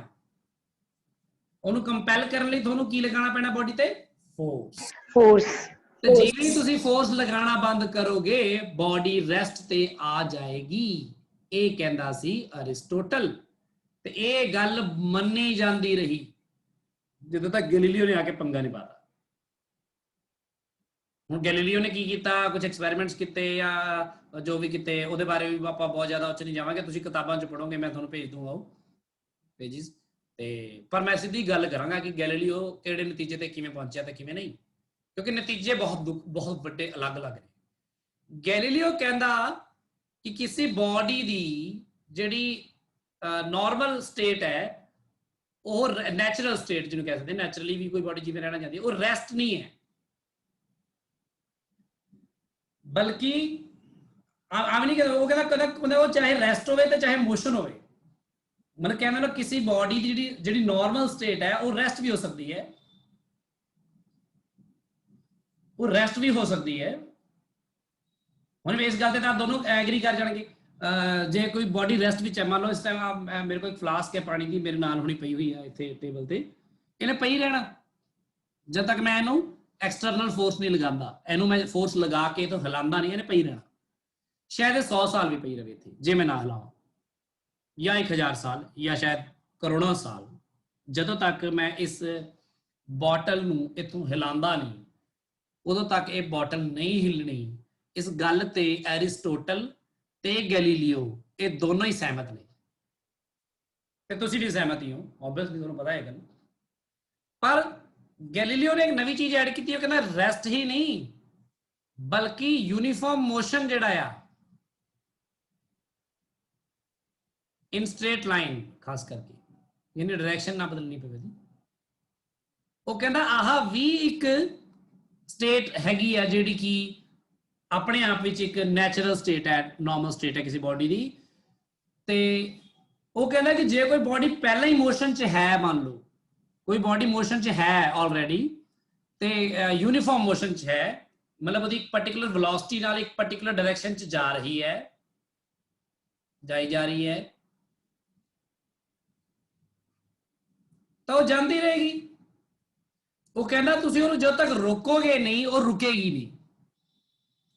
ਆਹ ਜਿਹੜੀ ਗੱਲ ਹੈ ਇਹ ਗੈਲੀਲੀਓ ਲੈ ਕੇ ਆਇਆ। ਇੱਕ ਵਾਰ ਕੁਝ ਆਪਣੇ ਐਕਸਪੈਰੀਮੈਂਟਸ ਕਰਕੇ ਇਹ ਗੱਲ ਉਹਨੇ ਕਹੀ, ਸੋਚੀ ਕਿ ਇਹਦਾ ਮਤਲਬ ਜੇ ਕੋਈ ਬੋਡੀ ਕਿਸੇ ਵੀ ਵੈਲੋਸਿਟੀ v ਦੇ ਨਾਲ ਕਿਸੇ ਵੀ ਡਾਇਰੈਕਸ਼ਨ 'ਚ ਜਾ ਰਹੀ ਹੈ ਤਾਂ ਉਹ ਜਾਈ ਜਾਏਗੀ ਜਦੋਂ ਤੱਕ ਕਿ ਉਸ ਨੂੰ ਕੋਈ ਐਕਸਟਰਨਲ ਫੋਰਸ ਨਾਲ ਆਪਾਂ ਰੋਕਦੇ ਨਹੀਂ ਆ, ਜਾਂ ਉਹਦੀ ਵੈਲੋਸਿਟੀ ਵਧਾਉਣ ਦੀ ਕੋਸ਼ਿਸ਼ ਨਹੀਂ ਕਰਦੇ ਜਾਂ ਘਟਾਉਣ ਦੀ ਕੋਸ਼ਿਸ਼ ਨਹੀਂ ਕਰਦੇ, ਉਹਨੇ ਉਨੀ ਵੈਲੋਸਿਟੀ ਨਾਲ ਉਸੇ ਦਿਸ਼ਾ 'ਚ ਜਾ ਹੀ ਜਾਣਾ, ਉਹਦੇ 'ਚ ਕੋਈ ਚੇਂਜ ਨਹੀਂ ਆਏਗਾ। ਇਹ ਗੈਲੀਲੀਓ ਨੇ ਕਿਹਾ। ਗੈਲੀਲੀਓ ਨੇ ਨਵੀਂ ਗੱਲ ਐਡ ਕਰਤੀ ਵਿੱਚ। ਹੁਣ ਇੱਥੇ ਕਈ ਵਾਰ ਆਪਾਂ ਅਸਹਿਮਤ ਹੋਣ ਲੱਗ ਜਾਂਦੇ ਹਾਂ, ਕਿਉਂਕਿ ਆਪਾਂ ਕਹਿੰਦੇ ਯਾਰ ਇਹ ਹੁੰਦਾ ਤਾਂ ਹੈ ਨਹੀਂ, ਕਿਉਂਕਿ ਜੇ ਇਹ ਹੁੰਦਾ ਹੋਵੇ ਤਾਂ ਫਿਰ ਮੈਂ ਮੰਨ ਲਓ ਚੰਡੀਗੜ੍ਹ ਆਣਾ ਆ ਤੇ ਚੰਡੀਗੜ੍ਹ ਤੋਂ ਲੁਧਿਆਣਾ ਮੰਨ ਲਓ ਸਿੱਧੀ ਸੜਕ ਕੋਈ ਬਣ ਗਈ, ਸਿੱਧੀ ਸੜਕ ਹੈ ਜਿਹੜੀ, ਕਿਉਂਕਿ ਮੈਂ ਇੱਕ ਸਟ੍ਰੇਟ ਲਾਈਨ ਮੋਸ਼ਨ ਦੀ ਹੀ ਗੱਲ ਕਰ ਰਿਹਾ ਇੱਥੇ। ਡਾਇਰੈਕਸ਼ਨ ਬਦਲਣ ਲਈ ਵੀ ਤਾਂ ਤੁਹਾਨੂੰ ਫੋਰਸ ਲਾਣਾ ਪੈਣਾ ਨਾ। ਤਾਂ ਮੰਨ ਲਓ ਮੈਂ ਫੋਰਸ ਲਗਾਉਣਾ ਨਹੀਂ ਚਾਹੁੰਦਾ, ਮੈਂ ਕਿਹਾ ਸਟ੍ਰੇਟ ਲਾਈਨ 'ਚ ਮੰਨ ਲਓ ਕਸ਼ਮੀਰ ਤੋਂ ਕੰਨਿਆ ਕੁਮਾਰੀ ਤੱਕ ਆਪਾਂ ਸਿੱਧੀ ਸੜਕ ਬਣਾਤੀ, ਬਿਲਕੁਲ ਸਿੱਧੀ ਸੜਕ। ਉੱਥੇ ਮੈਂ ਗੱਡੀ ਪਾਈ ਤੇ ਗੱਡੀ ਨੂੰ ਰੇਸ ਦਿੱਤੀ, 80 ਤੇ ਲਿਆਇਆ ਗੱਡੀ ਨੂੰ। ਜਿਵੇਂ ਗੱਡੀ 80 ਤੇ ਆ ਗਈ ਤੇ ਮੈਂ ਨਾਲ ਹੀ ਗੱਡੀ ਦਾ ਇੰਜਨ ਕਰ ਦਵਾਂ ਬੰਦ। ਤੇ ਗੈਲੀਲੀਓ ਦੇ ਹਿਸਾਬ ਨਾਲ ਗੈਲੀਲੀਓ ਕਹਿੰਦਾ ਜਦ ਤੱਕ ਤੁਸੀਂ ਉਹਨੂੰ ਫੋਰਸ ਨਹੀਂ ਲਾਓਗੇ ਬੋਡੀ ਨੂੰ, ਨਾ ਉਹਦੀ ਵੈਲੋਸਿਟੀ ਵੱਧਦੀ ਹੈ ਤੇ ਨਾ ਉਹਦੀ ਵੈਲੋਸਿਟੀ ਘਟਦੀ ਹੈ। ਤਾਂ ਮੈਂ ਕਿਹਾ ਠੀਕ ਆ, ਫਿਰ ਮੈਂ 80 ਤੇ ਕਰਕੇ ਉਹਨੂੰ ਸੜਕ ਤੇ ਪਾ ਦੇਣਾ ਵਾ ਤੇ ਫਿਰ ਮੁੜ ਕੇ ਮੈਂ ਇੰਜਨ ਕਰ ਦਿੰਦਾ ਬੰਦ, ਡਰਾਈਵਿੰਗ ਸੀਟ ਤੇ ਮਾਰ ਕੇ ਚੌਂਕੜੀ ਬਹਿ ਜਾਂਦਾ ਮੈਂ। ਸਟੀਅਰਿੰਗ ਤਾਂ ਮੈਂ ਹੁਣ ਹਿਲਾਣਾ ਨਹੀਂ ਹੈ ਕਿਉਂਕਿ ਗੱਡੀ ਸਿੱਧੀ ਜਾਣੀ ਹੈ। ਸੋ ਹੱਥ ਵੀ ਇਕੱਠੇ ਕਰਕੇ ਮੈਂ ਜੇਬਾਂ 'ਚ ਪਾ ਲੈਣਾ ਤੇ ਬੈਠੇ ਰਹਿੰਦੇ ਆਰਾਮ ਨਾਲ। ਤੇ ਗੱਡੀ ਜਦੋਂ ਪਹੁੰਚ ਜੂਗੀ ਕੇਰਲਾ, ਉਹ ਸੌਰੀ ਕੰਨਿਆ ਕੁਮਾਰੀ ਐਂਡ 'ਚ, ਉੱਥੇ ਜਾ ਕੇ ਮੈਂ ਬ੍ਰੇਕ ਮਾਰ ਕੇ ਉਹਨੂੰ ਰੋਕ ਦੇਵਾਂਗਾ ਐਕਸਟਰਨਲ ਫੋਰਸ ਦੇ ਨਾਲ। ਮਤਲਬ ਜੇ ਗੈਲੀਲੀਓ ਦੀ ਗੱਲ ਸਹੀ ਹੈ ਤਾਂ ਇਹ ਹੋਣਾ ਚਾਹੀਦਾ ਸੀ ਨਾ। ਤੁਸੀਂ ਸਹਿਮਤ ਹੋ ਇਸ ਗੱਲ ਦੇ ਨਾਲ? ਸਰ ਬਟ ਇੱਥੇ ਐਕਸਟਰਨਲ ਫੋਰਸਿਸ ਕੰਮ ਕਰ ਰਹੀਆਂ, ਫ੍ਰਿਕਸ਼ਨ ਤੇ 에ਅਰ ਡਰੈਗ। ਹਾਂਜੀ ਸਰ, ਐਗਜ਼ੈਕਟਲੀ। ਤੁਸੀਂ ਇਹ ਚੀਜ਼ਾਂ ਪਹਿਲਾਂ ਵੀ ਪੜ੍ਹੀਆਂ ਹੋਈਆਂ ਨੇ ਕਿ ਇੱਥੇ ਐਕਸਟਰਨਲ ਫੋਰਸ ਐਕਟ ਕਰ ਰਹੀ ਹੈ ਫ੍ਰਿਕਸ਼ਨ ਦੀ। ਜੇ ਫ੍ਰਿਕਸ਼ਨ ਨਾ ਹੋਵੇ ਬਿਲਕੁਲ ਸੜਕ ਤੇ ਉਹਦੇ ਟਾਇਰਸ ਦੇ ਵਿੱਚ ਤਾਂ ਚੱਲਦੀ ਰਹੇਗੀ। ਹਾਂ ਚੱਲਦੀ ਰਹੂ। ਤਾਂ ਇਹ ਗੱਲ ਬਿਲਕੁਲ ਸਹੀ ਹੈ। ਤੇ ਯੈਸ ਸਰ, ਗੈਲੀਲੀਓ ਨੇ ਸਮਝਾਇਆ ਕਿ ਜੇ ਕਿਉਂਕਿ ਅਰਿਸਟੋਟਲ ਤੱਕ ਆਪਾਂ ਬੰਦੇ ਇੰਨੇ ਜ਼ਿਆਦਾ ਸਿਆਣੇ ਨਹੀਂ ਸੀਗੇ ਕਿ ਉਹ ਸੋਚ ਪਾਉਂਦੇ ਕਿ ਫ੍ਰਿਕਸ਼ਨ ਵੀ ਕੋਈ ਚੀਜ਼ ਹੁੰਦੀ ਹੈ। ਭਾਈ ਜ਼ਰੂਰੀ ਥੋੜੀ ਤੁਸੀਂ ਧੱਕਾ ਲਾਇਆ ਉਹੀ ਫੋਰਸ ਲੱਗ ਰਿਹਾ, ਨੀਚੇ ਫ੍ਰਿਕਸ਼ਨ ਵੀ ਫੋਰਸ ਲੱਗ ਰਿਹਾ ਵਾ। ਤੇ ਫ੍ਰਿਕਸ਼ਨ ਹੀ ਇੱਕ ਚੀਜ਼ ਸੀ ਕਿ ਜਿਹਨੇ ਇਸ ਤਰ੍ਹਾਂ ਦੀ ਕਨਫਿਊਜ਼ਨਸ ਕ੍ਰੀਏਟ ਕਰਕੇ ਰੱਖੀਆਂ। ਇਸ ਲਈ ਫ੍ਰਿਕਸ਼ਨ ਬਾਰੇ ਆਪਾਂ ਆਉਣ ਵਾਲੇ ਚੈਪਟਰ ਪੜਾਂਗੇ ਨਹੀਂ, ਪਰ ਸੱਚੀ ਇਹ ਹੁੰਦਾ ਹੈ ਕਿ ਜਦੋਂ ਤੁਸੀਂ ਕਿਸੇ ਚੀਜ਼ ਨੂੰ ਕਿਸੇ ਡਾਇਰੈਕਸ਼ਨ 'ਚ ਭੇਜ ਦਿੰਦੇ ਹੋ ਤੇ ਜਦ ਤੱਕ ਤੁਸੀਂ ਉਸਦੀ ਔਰ ਫੋਰਸ ਨਹੀਂ ਲਗਾਉਂਦੇ ਰੋਕਣ ਲਈ ਜਾਂ ਉਹਦੀ ਵੈਲੋਸਿਟੀ ਵਧਾਉਣ ਲਈ, ਉਹ ਉਨੀ ਹੀ ਵੈਲੋਸਿਟੀ ਨਾਲ ਉਸੇ ਡਾਇਰੈਕਸ਼ਨ ਚੱਲਦਾ ਰਹਿੰਦਾ ਹੈ। ਠੀਕ ਹੈ, ਇਹ ਅਰਿਸਟੋਟਲ ਤੇ ਗੈਲੀਲੀਓ ਦੀ ਗੱਲ ਸੀ।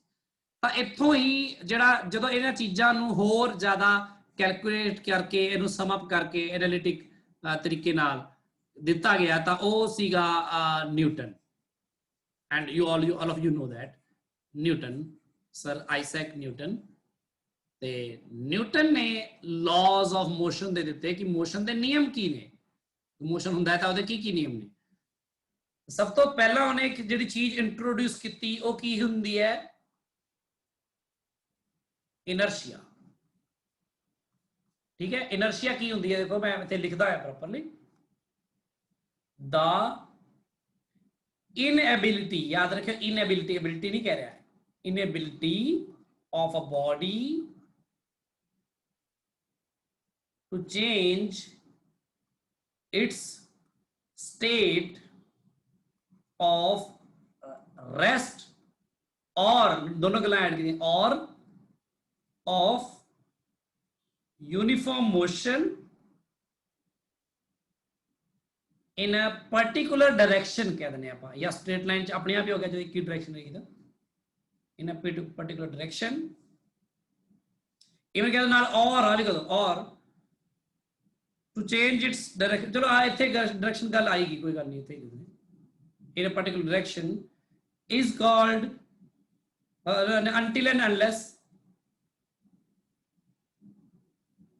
until and unless an external force acts on it is called inertia of body, any body। so inability है मतलब कि कोई बॉडी अब एबल नहीं होती, इनेबल कि अपनी स्टेट ਨੂੰ ਆਪਣੇ ਆਪ ਹੀ ਚੇਂਜ ਨਹੀਂ ਕਰ ਸਕਦੀ, ਸਟੇਟ ਆਫ ਰੈਸਟ ਨੂੰ ਜਾਂ ਫਿਰ ਯੂਨੀਫਾਰਮ ਮੋਸ਼ਨ ਨੂੰ ਕਿਸੇ ਡਾਇਰੈਕਸ਼ਨ ਚ।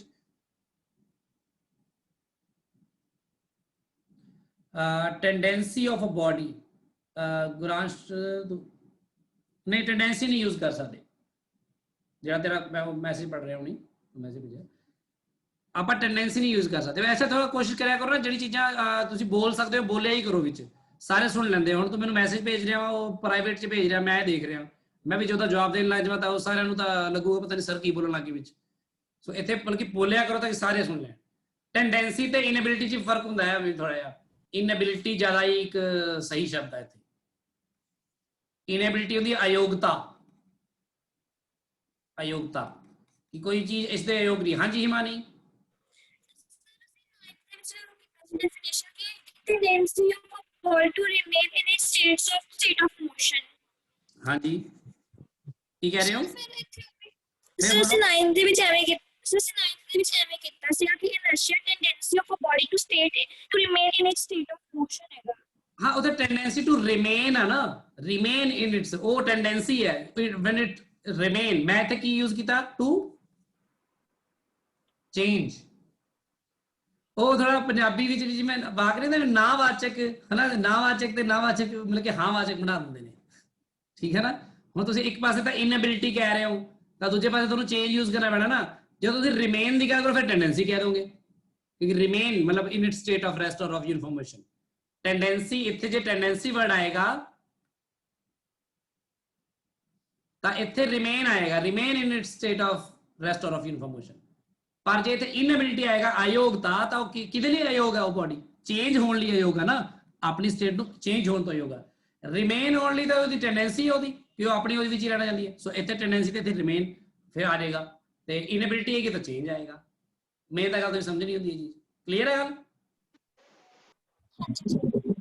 जे कोई बॉडी रेस्ट विच है तो ये रेस्ट विच ही रहना चाहती है, ये इत्थों नहीं हिलनी, रेस्ट विच है, रेस्ट विच रहेगी जब तक कि इहनूं कोई एक्सटर्नल फोर्स नहीं लगता।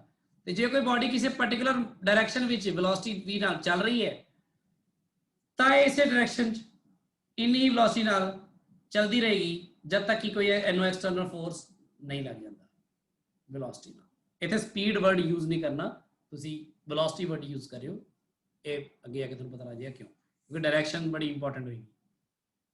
सो आ दोनों स्टेट्स ने भी जे रेस्ट विच है तो रेस्ट विच ते इहदे विच इहनूं आपां कहने इनर्शिया ऑफ द बॉडी। ते इसे तरह इत्थों ही अपन निकलदा है पहला लॉ ऑफ मोशन, जिहड़ा फर्स्ट लॉ ऑफ मोशन है। ये first law of motion basically inertia ही है बेसिकली, इसलिए इहनूं की बोलते हैं लॉ ऑफ इनर्शिया भी बोलते हैं अपन।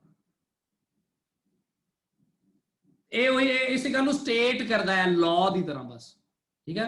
that a body देखो ना, it states that, इतने लिख दे क्यों, देखो अंग्रेजी का फर्क देखो माड़ा बस, it states that a body cannot, सीधे कह रहे हैं, but cannot change its state of, आगे सारा वही है, rest or of uniform motion in a particular direction until and unless it is acted upon by some external force. So आ अपना first law of motion and law of inertia बोलते हैं, वही गल है। सो न्यूटन ने पहले लॉ च बहुत सिंपल जी गल की, कहना कोई ना लॉ ऑफ फोर्स नहीं होगी चेंज स्टेट, जे रेस्ट विच है तो रेस्ट विच ही रहूगी, जे किसी पर्टिकुलर डायरेक्शन च यूनिफॉर्म वेलोसिटी नाल मूव कर रही है तो मूव करती रहेगी। ये आपां नूं न्यूटन ने पहले लॉ च किया, ठीक है गल। बाकी कई बार स्टेट वैसे भी चेंज नहीं होती, जो फोर्स है, फोर्स नूं भी तुसीं किवें डिफाइन करदे हो, फोर्स नूं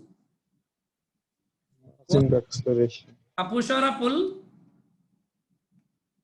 pull that changes or tends to change, मतलब जरूरी नहीं कि चेंज कर ही देगी स्टेट, पर फिर भी आप कह रहे हैं फोर्स ਨੂੰ कहें जब जो चेंज कर दिंदा है या टेंड्स टू चेंज करना चाहता है the state of the body और ऑफ सारा कुछ ही,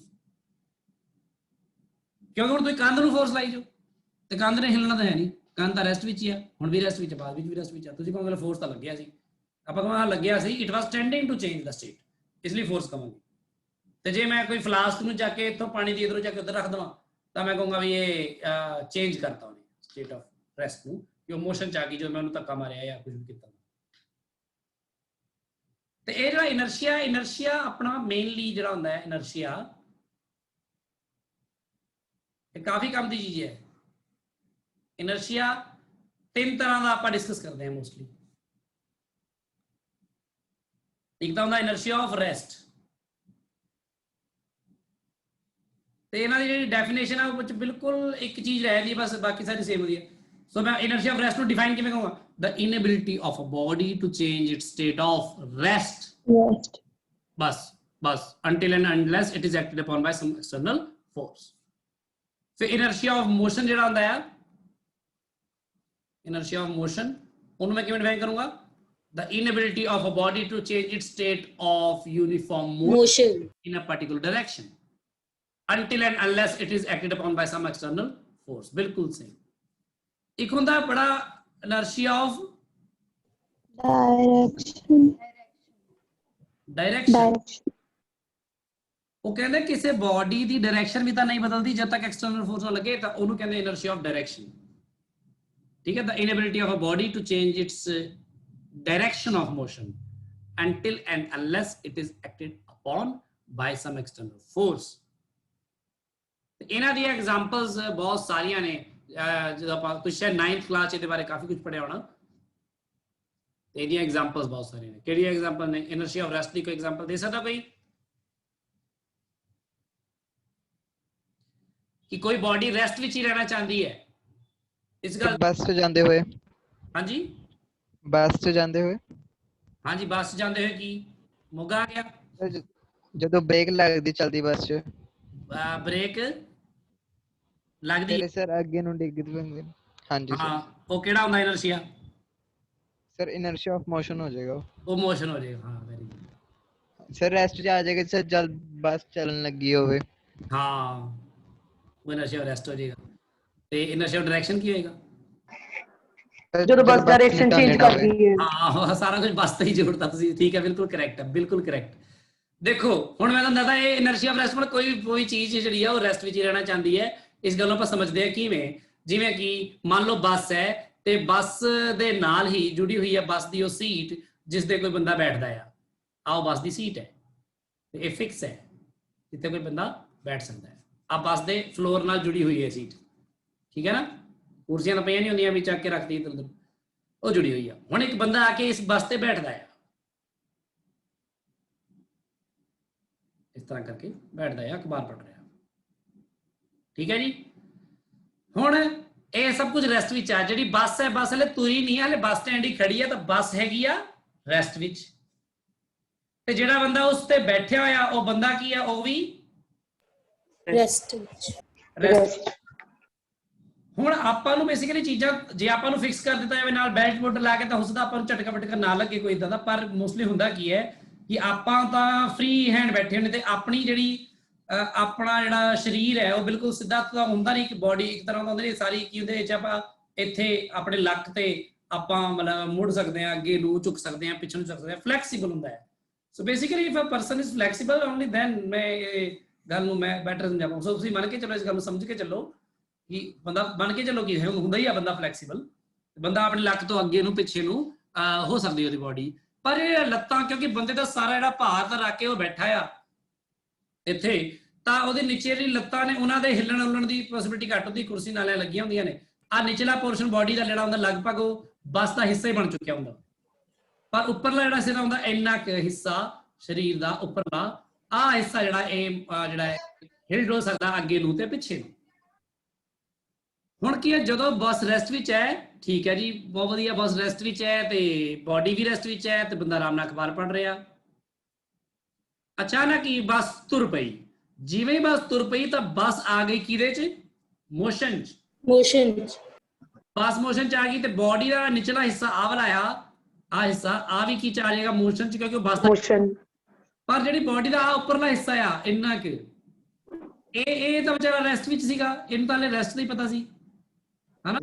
ਜਦੋਂ ਬੱਸ ਅੱਗੇ ਤਾਂ ਇਹਨੂੰ ਇਹਦਾ ਰੈਸਟ ਵਿੱਚ ਲੈਣਾ ਚਾਹੀਦਾ। ਮੈਂ ਕਹਿੰਦਾ ਭਾਵੇਂ ਪਿੱਛੇ ਰਹਿ ਗਿਆ, ਬੱਸ ਅੱਗੇ ਤੁਰ ਗਈ, ਤਾਂ ਫਿਰ ਇਹਨੂੰ ਝਟਕਾ ਕਿੱਧਰ ਨੂੰ ਲੱਗਦਾ ਹੈ, ਅੱਗੇ ਨੂੰ, ਪਿੱਛੇ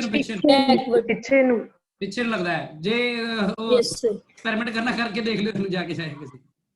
ਠੀਕ ਹੈ। ਸੋ ਆ ਜਿਹੜਾ ਬੱਸ ਵਿੱਚ ਬੈਠਾ ਬੰਦਾ ਹੈਗਾ, ਇਹਨੂੰ ਪਿੱਛੇ ਨੂੰ ਮੋਸ਼ਨ ਦੇ ਆਪੋਜ਼ਿਟ ਝਟਕਾ ਲੱਗਦਾ ਪਿੱਛੇ ਨੂੰ, ਤੇ ਫਿਰ ਉਸ ਤੋਂ ਬਾਅਦ ਉਹ ਬੰਦਾ ਸੰਭਲ ਜਾਂਦਾ ਆ, ਕਿਉਂਕਿ ਹੈ ਤਾਂ ਉਹਦਾ ਸਰੀਰ ਹੀ ਆ, ਥੋੜੀ ਜਿਹੀ ਅੱਧਾ ਸਰੀਰ ਪਿੱਛੇ ਰਹਿ ਗਿਆ, ਬਾਕੀ ਲੈ ਕੇ ਬਸ ਨਿਕਲ ਗਈ ਅੱਗੇ।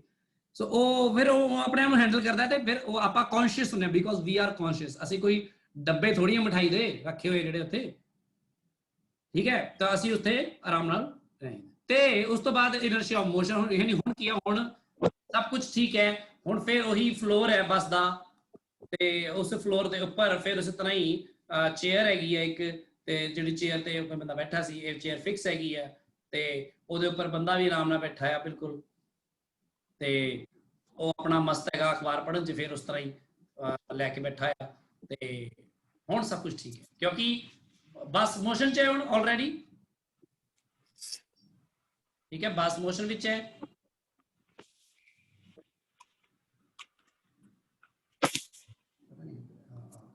ਮੋਸ਼ਨ ਚ ਹੈ ਬੱਸ, ਇਧਰੋਂ ਇਧਰ ਨੂੰ ਬੱਸ ਮੋਸ਼ਨ ਚ ਹੈ, ਤਾਂ ਉਹਦੀ ਮੋਸ਼ਨ ਚ ਹੋਏਗੀ ਤੇ ਉਹਦਾ ਸਰੀਰ ਦਾ ਨਿਚਲਾ ਹਿੱਸਾ ਵੀ ਮੋਸ਼ਨ ਚ ਹੋਏਗਾ, ਤੇ ਹੁਣ ਤਾਂ ਉਹਦਾ ਉੱਪਰਲਾ ਹਿੱਸਾ ਵੀ ਮੋਸ਼ਨ ਚ ਆ ਚੁੱਕਿਆ ਵਾ ਹਨਾ, ਕਿਉਂਕਿ ਬੱਸ ਹੁਣ ਆਰਾਮ ਨਾਲ ਫਿਰ ਅਖਬਾਰ ਪੜ੍ਹਨ ਲੱਗ ਗਿਆ। ਸਭ ਕੁਝ ਠੀਕ ਚੱਲ ਰਿਹਾ, ਸਭ ਕੁਝ ਠੀਕ ਚੱਲ ਰਿਹਾ, ਠੀਕ ਚੱਲ ਰਿਹਾ, ਠੀਕ ਚੱਲ ਰਿਹਾ, ਠੀਕ ਚੱਲ ਰਿਹਾ। ਚਲੋ ਜੀ, ਬ੍ਰੇਕ ਮਾਰਤੀ ਉਹਨੇ ਬੱਸ ਨੇ। ਜਦੋਂ ਬੱਸ ਨੇ ਇੱਕਦਮ ਤੋਂ ਬ੍ਰੇਕ ਮਾਰੀ ਜਾਂ ਇੱਕਦਮ ਤੋਂ ਵੈਲੋਸਿਟੀ ਘਟੀ ਉਹਦੀ, ਤਾਂ ਵੀ ਹੋ ਸਕਦੀ ਹੈ ਗੱਲ। ਤੇ ਬ੍ਰੇਕ ਮਾਰਨ ਦੇ ਨਾਲ ਬੱਸ ਕੀ ਚ ਆ ਗਈ, ਰੈਸਟ ਵਿੱਚ ਆ ਗਈ। ਤਾਂ ਇਹਦੇ ਨਾਲ ਕੁਰਸੀ ਵੀ ਰੈਸਟ ਚ ਆ ਗਈ, ਬੰਦੇ ਦੀ ਨਿਚਲੀ ਬੋਡੀ ਵੀ ਰੈਸਟ ਵਿੱਚ ਆ ਗਈ, ਨਾਲ ਇਸ ਟਾਈਮ ਰੁਕ ਗਈ। ਪਰ ਉੱਪਰਲੀ ਬੋਡੀ ਨੂੰ ਵਿਚਾਰੇ ਨੂੰ ਹਲੇ ਸਿਗਨਲ ਨਹੀਂ ਗਿਆ, ਉਹਨੂੰ ਪਤਾ ਹੀ ਨਹੀਂ ਕਿ ਭਾਈ ਰੈਸਟ ਵਿੱਚ ਆ ਚੁੱਕਿਆ ਸਾਰਾ ਕੁਝ। ਉਹ ਕੀ ਕਰੇਗਾ, ਅੱਗੇ ਨੂੰ, ਕਿਉਂਕਿ ਉਹ ਜਿੱਧਰ ਨੂੰ ਜਾ ਰਿਹਾ ਉਧਰ ਨੂੰ ਜਾਣਾ ਜਾਏਗਾ। ਫਿਰ ਜਦ ਥੋੜਾ ਅੱਗੇ ਝਟਕਾ ਲੱਗੇਗਾ, ਨਾਲ ਹੀ ਆਪਣੇ ਆਪ ਨੂੰ ਕੌਨਸ਼ੀਅਸਲੀ ਰੋਕੇਗਾ ਉਹ, ਕਿ ਤੇ ਪਿੱਛੇ ਨੂੰ ਹੋ ਕੇ ਸਿੱਧਾ ਹੋ ਕੇ ਬਹਿ ਜਾਏਗਾ ਫਿਰ। ਤਾਂ ਇੱਥੇ ਜਿਹੜਾ ਬੋਡੀ ਜਿਹਨੂੰ ਝਟਕਾ ਮਿਲਿਆ, ਬੋਡੀ ਕਿਉਂਕਿ ਮੋਸ਼ਨ 'ਚ ਰਹਿਣਾ ਚਾਹੁੰਦੀ ਸੀ, ਬੋਡੀ ਉਹਦੀ ਮੋਸ਼ਨ 'ਚ ਹੀ ਰਹਿਣਾ ਚਾਹੁੰਦੀ ਸੀ, ਤਾਂ ਉਹਨੂੰ ਅੱਗੇ ਨੂੰ ਝਟਕਾ ਲੱਗਿਆ। ਇੱਥੇ ਉਹਦੀ ਬੋਡੀ ਰੈਸਟ ਵਿੱਚ ਰਹਿਣਾ ਚਾਹੁੰਦੀ, ਤਾਂ ਉਹਨੂੰ ਪਿੱਛੇ ਨੂੰ ਝਟਕਾ ਲੱਗਿਆ। ਇਨਰਸ਼ੀਆ ਮੋਸ਼ਨ ਹੋ ਗਿਆ। ਇਨਰਸ਼ੀਆ ਡਾਇਰੈਕਸ਼ਨ 'ਚ ਕੀ ਹੋਏਗਾ ਕਿ ਜਦੋਂ ਬੱਸ ਮੰਨ ਲਓ ਇੱਧਰ ਨੂੰ ਜਾ ਰਹੀ ਹੈ, ਤੇ ਬੱਸ ਦੇ ਨਾਲ ਬੋਡੀ ਬੰਦੇ ਦੀ ਇੱਧਰ ਨੂੰ ਜਾ ਰਹੀ ਹੈ, ਬੱਸ ਇੱਧਰ ਜਾ ਰਹੀ ਹੈ, ਬੋਡੀ ਵੀ ਇੱਧਰ ਨੂੰ ਜਾ ਰਹੀ ਹੈ। ਹੁਣ ਬੱਸ ਇੱਧਰ ਨੂੰ ਮੁੜ ਜਾਂਦੀ ਹੈ ਤੇ ਬੋਡੀ ਉਹ ਉੱਧਰ ਨੂੰ ਜਾਣਾ ਚਾਹੁੰਦੀ ਹੈ ਹਨਾ, ਬੋਡੀ ਜਿਹੜੀ ਉੱਪਰਲੀ ਹੈ, ਤਾਂ ਉਹਨੂੰ ਇਸ ਦੇ ਰੇਡੀਅਸ ਤੋਂ ਬਾਹਰਲੇ ਪਾਸੇ ਨੂੰ ਝਟਕਾਇਆ ਲੱਗਦਾ, ਬਾਹਰਲੇ ਪਾਸੇ ਨੂੰ। ਇਹ ਤੁਹਾਨੂੰ ਆਟੋ 'ਚ ਜ਼ਿਆਦਾ ਫੀਲ ਹੁੰਦਾ ਹੈ, ਆਟੋ 'ਚ ਜ਼ਿਆਦਾ ਮਹਿਸੂਸ ਹੁੰਦਾ ਹੈ। ਦੇਖਿਓ ਆਟੋ 'ਚ ਬੈਠੇ ਹੋਣਗੇ ਕਦੀ, ਅਚਾਨਕ ਆਟੋ ਨੇ ਜਦੋਂ ਮਤਲਬ ਮੋੜਿਆ ਹੋਣਾ, ਤਾਂ ਤੁਹਾਨੂੰ ਪਤਾ ਲੱਗਿਆ ਹੋਣਾ ਇਸ ਗੱਲ ਬਾਰੇ। ਤੇ ਜੇ ਉੱਦਾਂ ਵੀ ਕਾਰ 'ਚ ਵੀ ਜਾ ਰਹੇ ਹੋ, ਤੁਸੀਂ ਆਰਾਮ ਨਾਲ ਕੋਈ ਪਾਣੀ ਪੀ ਰਹੇ ਹੋ, ਜਾਂ ਕਾਰ 'ਚ ਬੈਠੇ ਜਾਂ ਬੱਸ 'ਚ ਬੈਠੇ ਚਾਹ ਪੀ ਰਹੇ ਹੋ, ਤੇ ਨਾਲ ਹੀ ਇੱਕਦਮ ਤੋਂ ਤੇਜ਼ ਮੋੜ ਦੇਵੇ ਕੋਈ, ਤੇ ਨਾਲ ਹੀ ਤੁਹਾਡਾ ਚਾਹ ਉਡਲ ਜਾਂਦੀ ਹੈ। ਅੰਡਰਸਟੂਡ ਹੈ ਸਾਰਿਆਂ ਨੂੰ ਗੱਲ ਇਹ? Yes, sir. Yes, sir. ਤੇ ਇਨਰਸ਼ੀਆ ਆਫ ਡਾਇਰੈਕਸ਼ਨ ਹੀ ਕਿਤੇ ਨਾ ਕਿਤੇ ਹੁੰਦਾ ਜਿਹੜਾ ਸੈਂਟਰੀਫਿਊਗਲ ਫੋਰਸ ਪੈਦਾ ਕਰਦਾ ਹੈ। ਚਲੋ ਮੈਂ ਬਾਅਦ ਚ ਦੱਸੂਗਾ ਇਹਦੇ ਬਾਰੇ। ਹੁਣ ਆਪਾਂ ਇਹਨਾਂ ਦੇ ਬਾਰੇ ਆ ਪਪੂਲਰ ਐਗਜ਼ਾਮਪਲਸ ਤੋਂ ਇਲਾਵਾ ਗੱਲ ਕਰਦੇ ਹਾਂ ਕਿ ਕਿਤੇ ਹੋਰ ਵੀ ਇਸ ਤਰ੍ਹਾਂ ਹੁੰਦਾ ਹੈ ਇਨਰਸ਼ੀਆ ਆਫ ਰੈਸਟ ਬਾਰੇ, ਮੋਸ਼ਨ ਬਾਰੇ ਤੇ ਉਹਦੇ ਬਾਰੇ। ਤਾਂ ਉਹਦੇ ਲਈ ਮੈਂ ਇਨਰਸ਼ੀਆ ਆਫ ਰੈਸਟ ਤੋਂ ਸ਼ੁਰੂ ਕਰਦਾ ਵਾਂ ਕੁਝ ਬੇਸਿਕ ਗੱਲਾਂ। ਤੁਸੀਂ ਦੇਖਿਆ ਹੋਣਾ ਜਦੋਂ ਆਪਣੇ ਚਾਦਰਾਂ ਚੁਦਰਾਂ ਹੁੰਦੀਆਂ ਨੇ ਘਰੇ, ਆਪਣਾ ਗੱਦੇ ਗੁੱਦੇ ਧੋਨੇ ਆ ਜਾਂ ਧੋਦਾ ਤਾਂ ਕੋਈ ਵੀ ਨਹੀਂ ਹੈ, ਉਹਨੂੰ ਮੋਸਟਲੀ ਧੁੱਪ ਲਵਾਉਂਦੇ ਆ। ਤਾਂ Yes, sir. ਪਰ ਉਹਨੂੰ ਡੰਡੇ ਨਾਲ ਨਾ ਉਹਨੂੰ ਲਟਕਾ ਕੇ ਨਾ ਕੰਧ ਤੇ ਜਾਂ ਤਾਰ ਤੇ ਜਾਂ ਰੱਸੇ ਤੇ ਆਪਾਂ ਉਹਨੂੰ ਨਾ ਡੰਡੇ ਨਾਲ ਕੁੱਟਦੇ ਆ ਫੜ ਕੇ, ਤੇ ਉਹਦੇ ਚ ਧੂਲ ਨਿਕਲਦੀ ਹੈ। Yes, sir. Yes, sir. Yes, sir. ਤੇ ਉਹ ਕਾਹਦੇ ਕਰਕੇ ਹੁੰਦਾ ਦੱਸੋ? ਇਨਰਸ਼ੀਆ ਕਰਕੇ ਹੁੰਦਾ ਕਿ ਕਿਹੜਾ ਟਾਈਪ ਦਾ ਇਨਰਸ਼ੀਆ ਹੋਏਗਾ ਉਹ? Inertia of rest. Yes, sir, क्योंकि particles rest ही रहना चाहते हैं। ਰੈਸਟ ਕਿਹਦਾ ਹੋਏਗਾ? ਗੱਦੇ ਦਾ ਕਿ ਧੂਲ ਦਾ? Sir, tool da. Tool da. ਧੂਲ ਦਾ, ਕਿਉਂਕਿ ਜੇ ਮਿੱਟੀ ਬੈਠੀ ਹੋਈ ਹੈ, ਜਿਵੇਂ ਗੱਦੇ ਨੂੰ ਜ਼ੋਰ ਦੀ ਡੰਡਾ ਮਾਰਦੇ ਹੋ ਨਾਲ ਹੀ ਉਹਦਾ ਕੱਪੜਾ ਜਿਹੜਾ ਹੁੰਦਾ, ਕੱਪੜਾ ਪਿੱਛੇ ਨੂੰ ਭੱਜਦਾ ਹੈ ਡੰਡੇ ਦੇ ਡਾਇਰੈਕਸ਼ਨ 'ਚ, ਤੇ ਧੂਲ ਵਿਚਾਰੀ ਰਹਿ ਜਾਂਦੀ ਹੈ ਜਿੱਥੇ ਉਹ ਹੁੰਦੀ ਹੈ। Yes, sir. ਹਨਾ? ਤਾਂ ਇਨਰਸ਼ੀਆ ਆਫ ਰੈਸਟ ਦਾ ਉੱਥੇ ਵੀ ਐਗਜ਼ਾਮਪਲ ਹੋ ਗਈ, ਬਥੇਰੀ ਐਗਜ਼ਾਮਪਲ ਹੋ ਸਕਦੀਆਂ ਬਹੁਤ ਜ਼ਿਆਦਾ। ਤੇ ਇਨਰਸ਼ੀਆ ਆਫ ਮੋਸ਼ਨ ਦਾ ਜਿਹੜਾ ਕੋਈ ਹੋਰ ਇਨਰਸ਼ੀਆ ਮੋਸ਼ਨ ਕਈ ਜਗ੍ਹਾ ਹੁੰਦਾ ਹੈ। ਜੇ ਹੁੰਦਾ ਰੋਟੇਸ਼ਨਲ ਮੋਸ਼ਨ ਜਿਵੇਂ ਸਦਾ ਪੱਖਾ ਬੰਦ ਕਰਨ ਤੋਂ ਬਾਅਦ ਥੋੜੀ ਦੇਰ ਚੱਲਦਾ ਰਹਿੰਦਾ ਜਿਹੜਾ, ਉਹ ਇਨਰਸ਼ੀਆ ਮੋਸ਼ਨ ਕਰਕੇ ਹੁੰਦਾ। ਤਾਂ ਹੀ ਤਾਂ ਉਹ Yes. ਬਾਹਰ ਰੁਕਦਾ ਹੈ, ਫ੍ਰਿਕਸ਼ਨ ਦੇ ਕਰਕੇ ਰੁਕਦਾ। ਉਹ ਇੱਕ ਬੰਦਾ ਜਿਹੜਾ ਪਿੱਛੋਂ ਭੱਜਿਆ ਆਉਂਦਾ ਰੇਸ ਜਿੱਤਣ ਲਈ 100 ਮੀਟਰ ਵਾਲੀ ਸਪ੍ਰਿੰਟ ਲਾਉਂਦਾ, ਜਿਹੜਾ 100 ਮੀਟਰ ਵਾਲੀ ਰੇਸ ਦੀ ਐਥਲੀਟ, Yes, sir. ਪਿੱਛੋਂ ਆਪਣੀ ਬੋਡੀ ਨੂੰ ਇੰਨੀ ਤੇਜ਼ ਵੈਲੋਸਿਟੀ ਦਾ ਇੱਕਦਮ ਆ ਕੇ ਜਿੱਥੇ ਰੇਸ ਸਟਾਪ ਦੇ ਉੱਥੇ ਰੁਕ ਕੇ ਦਿਖਾਵੇ, ਰੁਕ ਨਹੀਂ ਸਕਦਾ ਉਹ। ਭੱਜਦੇ ਥੋੜੀ ਦੇਰ ਤੱਕ ਚਲੇ ਰੁਕਦਾ ਹੈ ਥੋੜਾ ਜਾ ਕੇ ਅੱਗੇ, ਹਨਾ? Yes, sir. ਇਹ ਇਨਰਸ਼ੀਆ ਮੋਸ਼ਨ, ਠੀਕ ਹੈ। ਤੇ ਇਨਰਸ਼ੀਆ ਆਫ ਡਾਇਰੈਕਸ਼ਨ ਨੂੰ ਵਾਸ਼ਿੰਗ ਮਸ਼ੀਨ 'ਚ ਤੁਸੀਂ ਸੋਚ ਸਕਦੇ ਹੋ ਕਿ ਵਾਸ਼ਿੰਗ ਮਸ਼ੀਨ ਦੇ ਵਿੱਚ ਜਦੋਂ ਐਂਡ 'ਚ ਕੱਪੜੇ ਸੁਕਾਉਂਦੀ ਹੈ, ਵਾਸ਼ਿੰਗ ਮਸ਼ੀਨ ਘੁਮਾਉਂਦੀ ਹੈ ਜ਼ੋਰ ਦੀ, ਤਾਂ ਇੱਕ ਤਰ੍ਹਾਂ ਉਹ ਡਾਇਰੈਕਸ਼ਨ ਬਦਲਦੀ ਹੈ ਹਰ ਮੂਵਮੈਂਟ ਤੇ। ਤਾਂ ਪਾਣੀ ਦੀ ਡ੍ਰੌਪਸ ਹੁੰਦੀਆਂ ਨੇ ਉਹ ਸੈਂਟਰੀਫਿਊਗਲੀ ਬਾਹਰ ਨੂੰ, ਮਤਲਬ ਸੈਂਟਰੀਫਿਊਗਲ ਫੋਰਸ ਕਰਕੇ ਬਾਹਰਲੇ ਪਾਸੇ ਨੂੰ ਨਿਕਲਦੀਆਂ ਨੇ। ਉਹ ਜਿਵੇਂ ਆਟੋ ਮੁੜਦੇ ਹੋਏ ਆਪਾਂ ਬਾਹਰ ਨੂੰ ਨਿਕਲਦੇ, ਜਿਵੇਂ ਮੰਨ ਲਓ ਇੱਥੋਂ ਆਟੋ ਜਾ ਰਿਹਾ ਤੇ ਆਟੋ ਇਧਰ ਨੂੰ ਮੁੜਦਾ ਇੱਕਦਮ ਤੋਂ, ਤੇ ਆਪਣੀ ਜਿਹੜੀ ਬੋਡੀ ਹੁੰਦੀ ਆ ਉਹਨੂੰ ਬਾਹਰ ਨੂੰ ਝਟਕਾ ਲੱਗਦਾ ਨਾ, ਸੈਂਟਰੀਫਿਊਗਲ ਰੇਡੀਅਸ ਤੋਂ ਬਾਹਰ ਨੂੰ, ਸਾਰਾ ਰੇਡੀਅਸ ਮੰਨ ਲਓ। Yes, sir. ਤੇ ਬਿਲਕੁਲ ਇਸ ਤਰ੍ਹਾਂ ਹੁਣ ਜਦੋਂ ਵਾਸ਼ਿੰਗ ਮਸ਼ੀਨ ਤੇ ਘੁੰਮਦੀ ਹੈ, ਕੱਪੜਿਆਂ ਵਿੱਚ ਜਿਹੜੀ ਪਾਣੀ ਹੁੰਦਾ ਹੈ, ਪਾਣੀ ਜਿਹੜਾ ਨਿਕਲ ਸਕਦਾ, ਪਾਣੀ ਨਿਚੜ ਕੇ ਉਹ ਬਾਹਰਲੇ ਪਾਸੇ ਜਾਂਦਾ ਹੈ, ਉੱਥੋਂ ਇਕੱਠਾ ਹੋ ਕੇ ਫਿਰ ਪਾਈਪ ਨਾਲ ਉਹ ਬਾਹਰ ਕੱਢ ਦਿੰਦੀ ਹੈ ਵਾਸ਼ਿੰਗ ਮਸ਼ੀਨ, ਡਰਾਈ ਕਰਦੀ ਹੈ ਜਦੋਂ, ਠੀਕ ਹੈ। ਸੋ ਇਸ ਤਰ੍ਹਾਂ ਦੀ ਬਹੁਤ ਸਾਰੀ ਚੀਜ਼ਾਂ ਨੇ ਜਿੱਥੇ ਇਨਰਸ਼ੀਆ ਨੂੰ ਆਪਾਂ ਯੂਜ਼ ਕਰਦੇ ਹਾਂ। ਸੋ ਇਹ ਬਹੁਤ ਸਿੰਪਲ ਜੀ ਗੱਲ ਹੈ। ਤੇ ਹੁਣ ਆਪਾਂ ਜਿਵੇਂ ਆਪਾਂ ਡਿਫਾਈਨ ਕਰਤਾ ਚੀਜ਼ਾਂ ਨੂੰ, ਥੋੜਾ ਜਿਹਾ ਉਹਨੂੰ ਡਿਟੇਲ 'ਚ ਥੋੜਾ ਕਰੀਏ। ਫੋਰਸ ਤੁਸੀਂ ਹੁਣ ਸਮਝ ਚੁੱਕੇ ਹੋ ਫੋਰਸ ਕੀ ਹੁੰਦਾ ਹੈ, ਠੀਕ ਹੈ ਜੀ। ਫੋਰਸ ਬਾਰੇ ਆਪਣੀ ਗੱਲ ਹੋ ਚੁੱਕੀ ਹੈ, ਪਰ ਫੋਰਸ ਦੀ ਯੂਨਿਟਸ ਕੀ ਹੁੰਦੀਆਂ ਨੇ? ਯੂਨਿਟਸ ਆਫ ਫੋਰਸ, ਇਹ ਵੀ ਥੋੜਾ ਸਮਝ ਲਈਏ, ਬਾਅਦ 'ਚ ਨੂਮੈਰੀਕਲੀ ਕਰਨੇ ਆਪਾਂ। ਤੇ ਐਸਾ ਯੂਨਿਟ ਆਫ ਫੋਰਸ ਕੀ ਹੈ ਦੱਸੋ? Newton. ਹੁਣ ਤਾਂ ਚੰਗੀ ਤਰ੍ਹਾਂ ਪਤਾ ਹੁਣ ਤਾਂ ਤੁਹਾਨੂੰ ਬਾਰੇ ਪਤਾ ਕਿ ਨਿਊਟਨ ਹੁੰਦਾ ਵੀ ਕੀ ਹੈ, ਹਨਾ? ਕਿਉਂਕਿ ਡਾਇਮੈਂਸ਼ਨਲ ਐਨਾਲਿਸਿਸ ਕਰਾਇਆ ਤੁਹਾਨੂੰ। ਤੇ ਸੀਜੀਐਸ ਯੂਨਿਟ ਕੀ ਹੈ ਇਹਦੀ? Dyne. Gram centimeter per second. 5 ਡਾਇਨ। Yes, sir. ਤੇ ਇਸ ਤੋਂ ਇਲਾਵਾ ਇਹ ਤਾਂ ਐਸੇ ਯੂਨਿਟ ਹੋ ਗਈਆਂ, ਇਹਨਾਂ ਨੂੰ ਆਪਾਂ ਯੂਜ਼ ਕਰਦੇ ਆ, ਜ਼ਿਆਦਾਤਰ ਆਪਾਂ ਇਹਨਾਂ ਨੂੰ ਯੂਜ਼ ਕਰਦੇ ਆ। ਇੱਕ ਹੁੰਦੀ ਹੈ ਗ੍ਰੈਵਿਟੇਸ਼ਨਲ ਯੂਨਿਟਸ ਆਫ ਫੋਰਸ। ਇਹ ਜ਼ਿਆਦਾ ਕਾਫੀ ਯੂਜ਼ ਹੋ ਜਾਂਦੀਆਂ ਨੇ ਬਈ। ਗ੍ਰੈਵਿਟੇਸ਼ਨਲ ਯੂਨਿਟਸ ਆਫ ਫੋਰਸ ਕੀ ਹੁੰਦੀਆਂ ਨੇ? ਉਹ ਕਹਿੰਦੇ ਗ੍ਰੈਵਿਟੇਸ਼ਨਲ ਯੂਨਿਟਸ ਦਾ ਮਤਲਬ weight ਨੂੰ ਲੈ ਕੇ ਤੁਸੀਂ ਕਿਸੇ ਚੀਜ਼ ਦੇ ਫੋਰਸ ਨੂੰ ਮੇਜ਼ਰ ਕਰੋ। ਜਿਵੇਂ ਫॉर ਐਗਜ਼ਾਮਪਲ ਕੋਈ ਬਾਡੀ ਆ, ਉਹਦਾ ਮਾਸ m ਹੈ, ਤਾਂ ਉਹਦਾ ਜਿਹੜਾ ਜੇ ਮਾਸ m ਹੈ ਤਾਂ ਉਹਦਾ weight ਕਿੰਨਾ ਐਕਟ ਕਰ ਰਿਹਾ ਹੁੰਦਾ ਨੀਚੇ ਨੂੰ? Mg. mg ਹੈ ਨਾ। ਤਾਂ ਫਿਰ ਆ ਜਿਹੜਾ weight ਹੁੰਦਾ, weight is a kind of force ਨਾ। Yes, sir. ਜਿਹੜਾ ਚਿਲਾਦਾ ਹੈ ਇਹਨੂੰ ਆਪਾਂ ਕਹਿੰਦੇ। ਹੁਣ weight ਨੂੰ ਲੈ ਕੇ ਨਾ ਕਈ ਵਾਰੀ, ਹੁਣ ਇੱਕ ਵਾਰ ਮੈਂ ਗੱਲ ਕਰ ਰਿਹਾ ਸੀ ਬੱਚੇ ਨਾਲ, ਆਈ ਏਦਾਂ ਹੀ ਬੱਚਿਆਂ ਨਾਲ, ਮੈਂ ਕਿਹਾ ਮੰਨ ਲਓ ਜੇ ਕੋਈ ਕਿਸੇ ਕਮਰੇ ਦੇ ਕਾਰਨਰ ਜਿੱਥੇ ਕਣਕ ਦੀ ਬੋਰੀ ਵੀ ਪਈ ਹੈ ਨਾ, ਤਾਂ ਕਣਕ ਦੀ ਬੋਰੀ ਵੀ ਫੋਰਸ ਲਾ ਰਹੀ ਹੈ ਇਹ ਨੀਚੇ ਦੇ ਫਰਸ਼ ਤੇ ਆਪਣੇ weight ਦੇ ਕਰਕੇ ਨੀਚੇ ਨੂੰ ਲਗਾ ਰਹੀ ਹੈ। ਤਾਂ ਹੁਣ ਇੱਕ ਬੰਦਾ ਮੈਨੂੰ ਕਹਿੰਦਾ, ਬੱਚਾ ਮੈਨੂੰ ਕਹਿੰਦਾ ਨਹੀਂ ਸਰ ਵੀ ਕਣਕ ਦੀ ਬੋਰੀ ਆ, ਹੱਦ ਹੋ ਗਈ ਆ, ਕਿਤੇ ਫੋਰਸ ਲਾ ਲੂਗੀ, ਇਹ ਤਾਂ ਬੋਰੀ ਆ, ਇਹ ਤਾਂ ਸਾਈਡ ਤੇ ਪਈ ਹੈ ਚੁੱਪ ਕਰਕੇ, ਇਹ ਕਿੱਧਰ ਨੂੰ ਨਾ ਕੋਈ ਫੋਰਸ ਨਹੀਂ ਲਾ ਸਕਦੀ, ਇਹ ਕੋਈ ਕੰਮ ਜਾਂ ਕੰਮ ਕਰਕੇ ਦਿਖਾ ਦੇਵੇ, ਹਨਾ? ਵੀ ਜੇ ਫੋਰਸ ਲਾ ਸਕਦੀ ਹੈ ਬੋਰੀ, ਬੋਰੀ ਕਿੱਥੋਂ ਫੋਰਸ ਲਾ ਲੂ? मैं उन्होंने क्या ऐ करने आ भी बोरी चकते हैं तेरे सिर च रख देने, सिर ते रख देने तेरे, है ना, बोरी ਨੂੰ ਚੱਕ ਕੇ तेरे सिर ते रख देने आ ਤੇ फिर शायद तू मन जाएगा कि बोरी फोर्स लांदी नीचे ਨੂੰ। गल पल्ले पई मेरी, मैं की कह रहा Yes, sir. ਇਹਦਾ ਨਾ ਹਰ ਇੱਕ ਬਾਡੀ ਦਾ weight ਜਿਹੜਾ ਹੁੰਦਾ ਹੈ ਉਹ ਨੀਚੇ ਨੂੰ ਫੋਰਸ ਲੱਗ ਰਿਹਾ ਹੁੰਦਾ ਇੱਕ ਤਰ੍ਹਾਂ ਦਾ, ਉਹ ਫੋਰਸ ਦਾ mg। ਤਾਂ ਉਹ ਕਹਿੰਦੇ ਇੱਥੋਂ ਹੀ ਆਪਾਂ ਇੱਕ ਯੂਨਿਟ ਬਣਾ ਲੈਣੇ ਕਿਸੇ ਵੀ ਬਾਡੀ ਦੀ ਕਿ ਕਿਸੇ ਬਾਡੀ ਦਾ ਮਾਸ ਦੱਸ ਕੇ ਨਾਲ ਉਹਦੇ ਗ੍ਰੈਵਿਟੀ ਮੈਂਸ਼ਨ ਕਰ ਦਈਏ ਜੇ ਆਪਾਂ, ਤੇ ਉਹ ਉਸ ਬਾਡੀ ਦਾ weight ਜਿਹੜਾ ਆ ਉਹ ਆਪਾਂ ਇਸ ਤਰ੍ਹਾਂ ਯੂਜ਼ ਕਰ ਸਕਦੇ ਹਾਂ। ਤੇ ਨਾਰਮਲ ਫੋਰਸਿਸ ਲਈ ਵੀ ਆ ਯੂਨਿਟ ਯੂਜ਼ ਕਰ ਸਕਦੇ ਹਾਂ, ਜਿਵੇਂ ਕਿ ਇਹਦੇ ਯੂਨਿਟਸ ਹੁੰਦੇ ਨੇ ਕਿਲੋਗ੍ਰਾਮ ਫੋਰਸ 1 kgf, ਇਹਨੂੰ ਪੜ੍ਹਦੇ ਆ ਆਪਾਂ ਕਿਲੋਗ੍ਰਾਮ ਫੋਰਸ। ਤਾਂ ਆਪ ਥੋੜਾ ਅਜੀਬ ਲੱਗਦਾ ਲੋਕਾਂ ਨੂੰ, ਕਹਿੰਦੇ ਕਿਲੋਗ੍ਰਾਮ ਮਤਲਬ ਮਾਸ ਦੀ ਯੂਨਿਟ ਹੈ, ਨਹੀਂ ਇਹ ਫੋਰਸ ਦੀ ਯੂਨਿਟ ਹੈ, ਕਿਲੋਗ੍ਰਾਮ ਫੋਰਸ ਹੈ। 1 ਕਿਲੋਗ੍ਰਾਮ ਫੋਰਸ ਕਿਹਦੇ ਬਰਾਬਰ ਹੁੰਦਾ, 1 ਕਿਲੋਗ੍ਰਾਮ ਜਿਹੜਾ ਮਾਸ ਹੁੰਦਾ ਹੈ ਉਹਨੂੰ ਤੁਸੀਂ ਗ੍ਰੈਵਿਟੀ ਦੀ ਵੈਲਿਊ ਨਾਲ ਮਲਟੀਪਲਾਈ ਕਰ ਦਿਆ ਕਰੋ, ਹੈਨਾ, ਤਾਂ ਤੁਹਾਡਾ 9.8 ਨਿਊਟਨ ਬਣ ਜਾਏਗਾ। तो बेसिकली ਜਿਹੜਾ 1 किलोग्राम फोर्स है वो 9.8 न्यूटन ਦੇ ਬਰਾਬਰ ਹੁੰਦਾ ਹੈ। ਸਮਝ ਲੱਗੀ ਗੱਲ? Yes, sir. ਤੇ ਜਿਹੜਾ ਗ੍ਰਾਮ ਫੋਰਸ ਹੁੰਦਾ ਆ, ਗ੍ਰਾਮ ਫੋਰਸ, ਤੇ ਇਹਨੂੰ ਕਹਿੰਦੇ ਗ੍ਰਾਮ ਫੋਰਸ। ਇੱਕ ਤਰ੍ਹਾਂ ਜਾ ਕੇ ਇਹ 'ਚ 1 ਗ੍ਰਾਮ ਬਾਡੀ ਦਾ ਹੁੰਦਾ ਤੇ ਇਹਦਾ ਜਿਹੜਾ ਆਪਾਂ 980 ਸੈਂਟੀਮੀਟਰ ਪਰ ਸੈਕਿੰਡ ਸਕੁਅਰ ਲਵਾਂਗੇ ਕਿਉਂਕਿ ਸੀਜੀਐਸ ਚ ਲਵਾਂਗੇ ਤਾਂ 980 gram centimetre per second square ਕੀ ਬਣ ਜਾਏਗਾ, 9।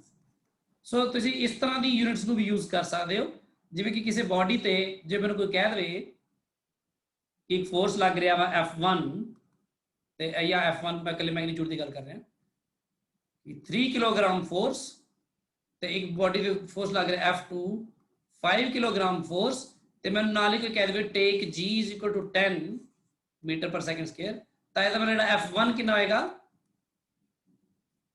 30 ਨਿਊਟਨ 50 ਨਿਊਟਨ। ਤਾਂ ਤੁਸੀਂ ਚਾਹੇ ਇਹਨੂੰ ਇਹ 'ਚ ਲਿਆ ਕੇ ਇਹਦੇ 'ਚ ਕੰਮ ਕਰ ਲਓ ਜਾਂ ਇਹਦਾ ਰਿਜ਼ਲਟੈਂਟ ਕੱਢ ਕੇ ਜੇ ਤੁਸੀਂ ਦੱਸਣਾ ਹੋਵੇ ਕੋਈ ਇਹਨਾਂ 'ਚ ਐਂਗਲ ਵੀ ਗਿਵਨ ਹੋਵੇ, ਮੰਨ ਲਓ ਇਹਨਾਂ ਦੇ ਐਂਗਲ ਗਿਵਨ ਹੋਵੇ ਤਾਂ ਤੁਸੀਂ ਕਿਲੋਗ੍ਰਾਮ ਫੋਰਸ ਵੀ ਆਂਸਰ ਦੇ ਸਕਦੇ, ਰਿਜ਼ਲਟੈਂਟ ਦਾ ਵੀ। ਫਿਰ ਨਾ ਇਹਨੂੰ ਕਨਵਰਟ ਕਰਿਓ kgf ਹੀ ਰਹਿਣ ਦਿਓ, 3 5 ਹੀ ਲੈ ਚੱਲਿਓ। ਜੇ ਨਿਊਟਨ 'ਚ ਕਨਵਰਟ ਕਰਨਾ ਤਾਂ ਉਹਨੂੰ 10 ਨਾਲ g ਨਾਲ ਮਲਟੀਪਲਾਈ ਕਰ ਦਿੱਤਾ ਉਹ ਹੋ ਜਾਏਗਾ। ਠੀਕ ਹੈ, ਇਹ ਗੱਲ ਪਪੂਲਰਲੀ ਯੂਜ਼ ਹੁੰਦੀਆਂ ਨੇ ਆਪਣੀ ਉਹਦੇ ਵਿੱਚ ਅੱਜ ਕੱਲ੍ਹ न्यूमेरिकल्स ਵਿੱਚ बहुत ज्यादा, इसलिए तो दस। हाँ जी, हाँ जी बोलो शिमानी, तेरी आवाज नहीं आ रही मानी। सर 30 न्यूटन कितना आया?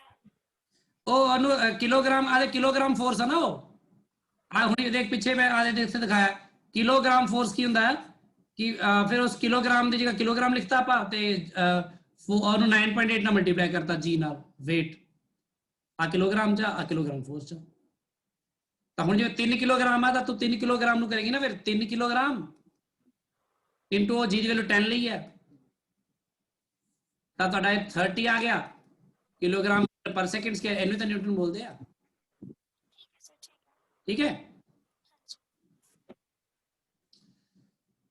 So it was all about force. ਤੇ ਫੋਰਸ ਤੋਂ ਬਾਅਦ ਆਪਾਂ ਗੱਲ ਕੀਤੀ ਇਨਰਸ਼ੀਆ। ਸੋ ਹੁਣ ਤੁਸੀਂ ਦੇਖੋ ਕੁਝ ਗੱਲਾਂ ਕਲੀਅਰ ਕਰਦੇ ਚਲੋ, ਮੈਂ ਬਹੁਤ ਸਲੋ ਕਰਾ ਰਿਹਾ ਅੱਜ ਕਿਉਂਕਿ ਚੈਪਟਰ ਸ਼ੁਰੂ ਕੀਤਾ ਵਾ ਹੁਣ ਡਿਸਕਸ਼ਨ ਦਾ। ਬਾਅਦ ਤੁਸੀਂ ਦੇਖੋਗੇ 10 ਮਿੰਟਾਂ 'ਚ ਤੁਹਾਡੇ ਸਾਰੇ ਫੰਡੇ ਕਲੀਅਰ ਹੋ ਜਾਣੇ ਆ। ਫੋਰਸ ਦੇ ਬਾਰੇ ਆਪਣੀ ਗੱਲ ਹੋ ਗਈ ਹੈ, ਫੋਰਸ ਕੀ ਹੁੰਦਾ ਵਾ। ਇਨਰਸ਼ੀਆ ਬਾਰੇ ਵੀ ਆਪਣੀ ਗੱਲ ਹੋ ਗਈ ਆ ਕਿ ਇਨਰਸ਼ੀਆ ਕੀ ਹੁੰਦਾ ਆ, ਤੇ ਇਹਦੀਆਂ ਤਿੰਨੋਂ ਟਾਈਪਸ ਤੇ ਉਹਨਾਂ ਦੀ ਐਗਜ਼ਾਮਪਲਸ ਬਾਰੇ ਡਿਸਕਸ ਕਰ ਲਿਆ ਆਪਾਂ। ਫਿਰ ਆਪਾਂ ਫੋਰਸ ਦੀ ਯੂਨਿਟਸ ਬਾਰੇ ਗੱਲ ਕਰ ਲਈ ਆ। ਹੁਣ ਮੈਂ ਇੱਕ ਨਵੀਂ ਜਿਹੜੀ ਚੀਜ਼ ਗੱਲ ਕਰ ਜਾ ਰਿਹਾ ਉਹ ਹੈਗਾ ਵਾ ਲੀਨੀਅਰ ਮੋਮੈਂਟਮ।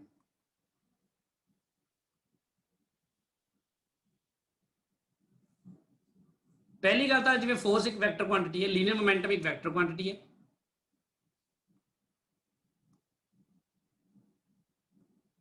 तो वैक्टर क्वांटिटी है तो ऑब्वियसली जी डायरेक्शन है कि ਇਹਦਾ ਜਿਹੜਾ ਸਿੰਬਲ p यूज करते हैं ਆਪਾਂ ਉੱਪਰ ਵੈਕਟਰ ਦਾ ਸਾਈਨ यूज करते हैं क्योंकि वैक्टर क्वांटिटी है। तो ਇਹਦਾ ਜਿਹੜਾ ਮੈਗਨੀਟਿਊਡ ਕਿਵੇਂ ਹੁੰਦਾ ਹੈ, ਜੇ ਕੋਈ ਬੋਡੀ ਮੰਨ ਲਓ m ਮਾਸ ਵਾਲੀ ਬੋਡੀ ਕਿਸੇ ਵੈਲੋਸਿਟੀ v ਦੇ ਨਾਲ ਕਿਸੇ ਡਾਇਰੈਕਸ਼ਨ ਜਾ ਰਹੀ ਹੈ ਤਾਂ ਇਸ ਬੋਡੀ ਦਾ ਜਿਹੜਾ ਮੋਮੈਂਟਮ ਹੁੰਦਾ ਆ ਉਹ ਹੁੰਦਾ ਹੈ ਮਾਸ ਇਨਟੂ ਵੈਲੋਸਿਟੀ। ਵੈਕਟਰ ਸਾਈਨ ਚ ਪਾਇਆ ਦੇਖੋ ਮੈਂ, ਯਾਨੀ momentum vector is equal to mass times its velocity vector। मतलब कि velocity ਦੀ ਜੋ ਵੀ ਡਾਇਰੈਕਸ਼ਨ ਹੈ ਕਿਉਂਕਿ ਮਾਸ ਹਮੇਸ਼ਾ ਪੋਜ਼ਿਟਿਵ ਹੋਏਗਾ ਨਾ, ਤਾਂ velocity ਦੀ ਡਾਇਰੈਕਸ਼ਨ 'ਚ ਮੋਮੈਂਟਮ ਹੁੰਦਾ ਹੈ ਹਮੇਸ਼ਾ ਕਿਉਂਕਿ ਮਾਸ ਹਮੇਸ਼ਾ ਪੋਜ਼ਿਟਿਵ ਹੁੰਦਾ ਹੈ। ਐਨ ਐਗਜ਼ਾਮਪਲ ਲੈ ਲਓ, मान लो ਤੁਹਾਨੂੰ velocity given है 3 मीटर पर सेकेंड टुवार्ड्स नॉर्थ या ड्यू नॉर्थ, ड्यू ही वर्ड यूज कर लो, ड्यू नॉर्थ। ते मान लो मास है गया, देखो परफेक्ट साइन नहीं पाया क्योंकि है नहीं 5 किलोग्राम। ਇਹਦਾ मतलब जो मोमेंटम होएगा वो कितना होएगा 5 किलोग्राम यानी मास 3 मीटर पर सेकेंड यानी कि वेलोसिटी का मैग्नीट्यूड ते नाल ओदी ड्यू नॉर्थ डायरेक्शन भी आएगी। So this is basically velocity and this is mass. So magnitude of mass and magnitude of velocity can be multiplied to give you 15 kilogram meter per second, and this direction due north will survive as such due north. This will be the momentum.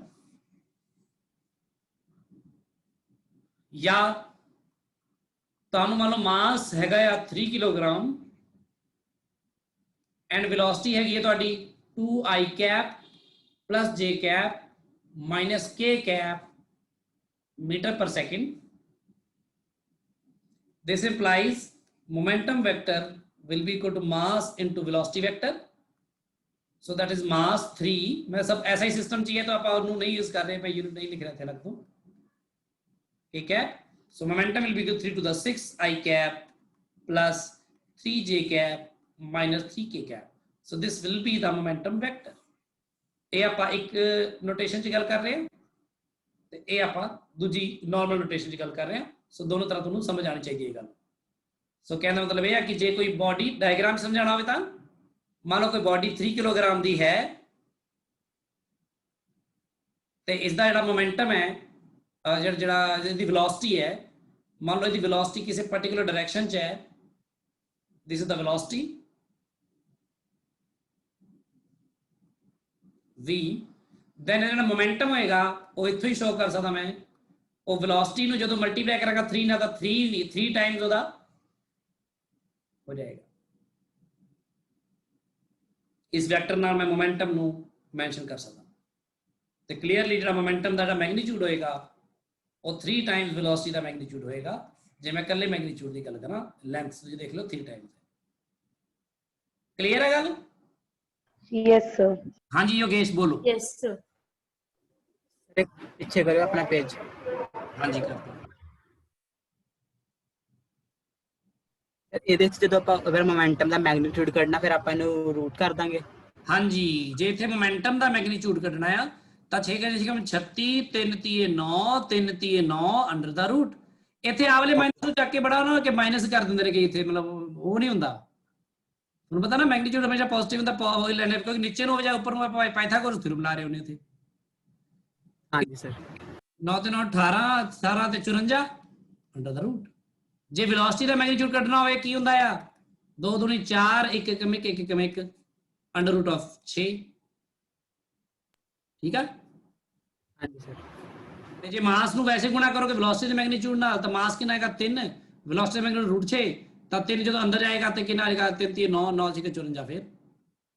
ਹਾਂ ਜਾਂ ਇਹਨੂੰ ਵੀ ਕਰ ਲੈ ਇਹਨੂੰ ਜਾਂ ਕਰ ਲੈ 3 route 6 ਆਇਆ ਨਾ ਵੈਸੇ ਵੀ, ਠੀਕ ਹੈ ਗੱਲ। ਹਾਂਜੀ ਸਰ। ਕੋਈ ਪ੍ਰੋਬਲਮ ਤਾਂ ਨਹੀਂ ਇਹ 'ਚ। ਇਹ ਤਾਂ ਬਹੁਤ ਸਿੰਪਲ ਗੱਲਾਂ ਨੇ, ਵੈਕਟਰ ਬਾਰੇ ਇੰਨਾ ਕਰ ਲਿਆ ਕਿ ਕੋਈ ਵੱਡੀ ਗੱਲ ਨਹੀਂ ਹੈ। ਪਰ ਮੈਂ ਤੁਹਾਨੂੰ ਜਿਹੜੀ ਗੱਲ ਵੱਡੀ ਸਮਝਾਣੀ ਹੈ ਉਹ ਆ ਸਮਝਾਣੀ ਹੈ ਕਿ ਮੋਮੈਂਟਮ ਹੁੰਦਾ ਕੀ ਹੈ, ਮੋਮੈਂਟਮ ਕੈਲਕੂਲੇਟ ਕਿਵੇਂ ਕਰਦੇ ਆ ਇਹ ਤਾਂ ਤੁਹਾਨੂੰ ਪਤਾ ਹੈ ਹੀ ਆ।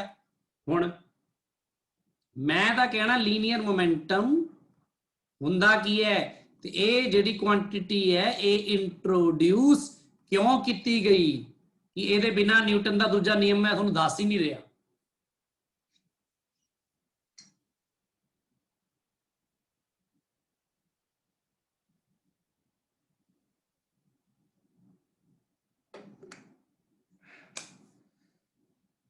देखो भाई ਲੀਨੀਅਰ ਮੋਮੈਂਟਮ ਨੂੰ ਬਿਲਕੁਲ ਦੇਸੀ ਭਾਸ਼ਾ 'ਚ ਆਪਾਂ ਜੇ ਉਦਾਂ ਗੱਲ ਕਰੀਏ ਜਾਂ ਆਮ ਉਹ 'ਚ ਗੱਲ ਕਰੀਏ ਲੀਨੀਅਰ ਮੋਮੈਂਟਮ ਕੀ ਹੁੰਦਾ? It is the quantity of motion contained in the body. Quantity of motion, so motion ਨਾਲ ਜੁੜੀ ਹੀ ਮੈਨੂੰ ਲੱਗਦਾ ਸਭ ਤੋਂ ਜ਼ਰੂਰੀ ਕੁਆਂਟੀਟੀ ਇਹ ਹੈ ਕੰਟੇਨਡ ਇਨ ਦਾ ਬੋਡੀ ਵੀ ਕਿਸੇ ਬੋਡੀ ਦਾ ਮੋਮੈਂਟਮ ਹੁੰਦਾ ਆ ਕਿ ਉਹ ਚ ਕੁਆਂਟੀਟੀ ਆਫ ਮੋਸ਼ਨ ਕਿੰਨਾ ਆ, ਇਹਨੂੰ ਹੀ ਬੋਲਦੇ ਲੀਨੀਅਰ ਮੋਮੈਂਟਮ। ਇਹਨੂੰ ਗੱਲ ਨੂੰ ਥੋੜਾ ਸਮਝਿਆ ਜਾਵੇ ਧਿਆਨ ਨਾਲ। ਜਿਵੇਂ ਕਿ ਕੋਈ ਬੰਦਾ ਸੋਚ ਸਕਦਾ ਆ ਕਿ ਜਿਹੜਾ ਮੋਸ਼ਨ ਹੈ, ਮੋਸ਼ਨ ਦਾ ਲੈਣਾ ਦੇਣਾ ਵੈਲੋਸਿਟੀ ਨਾਲ ਹੋਣਾ ਚਾਹੀਦਾ ਆ ਕਿ ਜੇ ਕਿਸੇ ਬੋਡੀ ਦੀ ਵੈਲੋਸਿਟੀ ਜ਼ਿਆਦਾ ਹੈ ਤਾਂ ਉਹਦੇ ਵਿੱਚ ਜ਼ਿਆਦਾ ਮੋਸ਼ਨ ਹੈ, ਤੇ ਜੇ ਕਿਸੇ ਬੋਡੀ ਦੀ ਵੈਲੋਸਿਟੀ ਘੱਟ ਹੈ ਤਾਂ ਉਹਦੇ 'ਚ ਘੱਟ ਮੋਸ਼ਨ ਹੈ। ਪਰ ਇਹ ਗੱਲ ਇਸ ਤਰ੍ਹਾਂ ਨਹੀਂ ਲੈਣੀ ਚਾਹੀਦੀ। ਕਿਉਂ ਨਹੀਂ ਲੈਣੀ ਚਾਹੀਦੀ, ਮੈਂ ਦੱਸਦਾ ਤੁਹਾਨੂੰ। ਮੋਸ਼ਨ ਦੇ ਕੰਟੇਨ ਹੋਣ ਦਾ ਮਤਲਬ ਹੁੰਦਾ ਹੈ ਕਿ ਉਸ ਬੋਡੀ ਨੂੰ ਉਸ ਵੈਲੋਸਿਟੀ ਤੱਕ ਲਿਆਉਣ ਦੇ ਲਈ ਕਿੰਨਾ ਐਫਰਟ ਲੱਗਿਆ ਹੋਏਗਾ। ਹੁਣ ਇੱਕ ਪਾਸੇ ਤਾਂ ਮੰਨ ਲਓ, ਇੱਕ ਪਾਸੇ ਦੇਖੋ 3 ਕਿਲੋ, ਮੰਨ ਲਓ 2 ਕਿਲੋਗ੍ਰਾਮ ਦੀ ਇੱਕ ਬੋਡੀ ਹੈ ਰੈਸਟ ਵਿੱਚ। ਇਸੇ ਤਰ੍ਹਾਂ ਇੱਕ 10 ਕਿਲੋਗ੍ਰਾਮ ਦੀ ਬੋਡੀ ਹੈ ਤੇ ਉਹ ਵੀ ਰੈਸਟ ਵਿੱਚ ਹੈ। ਮੈਂ ਕੀ ਕਰਦਾ ਮੈਂ ਥੋੜੇ ਦੇਰ ਬਾਅਦ ਮੈਂ ਕਹਿੰਦਾ ਕਿ ਜਿਹੜਾ 2 ਕਿਲੋਗ੍ਰਾਮ ਦੀ ਬੋਡੀ ਹੈ, ਮੰਨ ਲਓ ਉਹ 5 ਮੀਟਰ ਪਰ ਸੈਕਿੰਡ ਨਾਲ ਮੂਵ ਕਰਨ ਲੱਗ ਜਾਂਦੀ ਹੈ ਕਿਸੇ ਪਾਰਟਿਕੂਲਰ ਡਾਇਰੈਕਸ਼ਨ 'ਚ। ਤੇ ਮੈਂ ਇਹੀ ਗੱਲ ਕਹਿ ਰਿਹਾ ਕਿ 10 ਕਿਲੋਗ੍ਰਾਮ ਦੀ ਬੋਡੀ ਹੈ, ਮੰਨ ਲਓ ਉਹ ਵੀ 5 ਕਿਲੋਗ੍ਰਾਮ 5 ਮੀਟਰ ਪਰ ਸੈਕਿੰਡ ਦੀ ਵੈਲੋਸਿਟੀ ਨਾਲ ਮੂਵ ਕਰਨ ਲੱਗ ਗਈ ਇੱਕ ਡਾਇਰੈਕਸ਼ਨ 'ਚ। ਤਾਂ ਕੀ ਇਹ ਦੋਨੋਂ ਅਵਸਥਾਵਾਂ ਇਹਨਾਂ ਦੋਨੋਂ ਬੋਡੀਜ਼ ਦੀਆਂ ਜਾਂ ਪ੍ਰੋਸੈਸ ਜਿਹੜੇ 'ਚ ਪਏ ਆਪਾਂ ਇੱਥੇ ਜਾਂ ਇੱਥੇ, ਤਾਂ ਕੀ ਉਹ ਸੇਮ ਨੇ?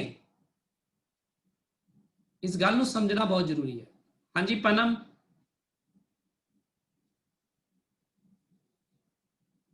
ਪਨਮ ਹਾਂਜੀ ਸਰ। ਬੋਲੋ, ਇਹ ਸੇਮ ਗੱਲ ਆ ਦੋਨੋਂ?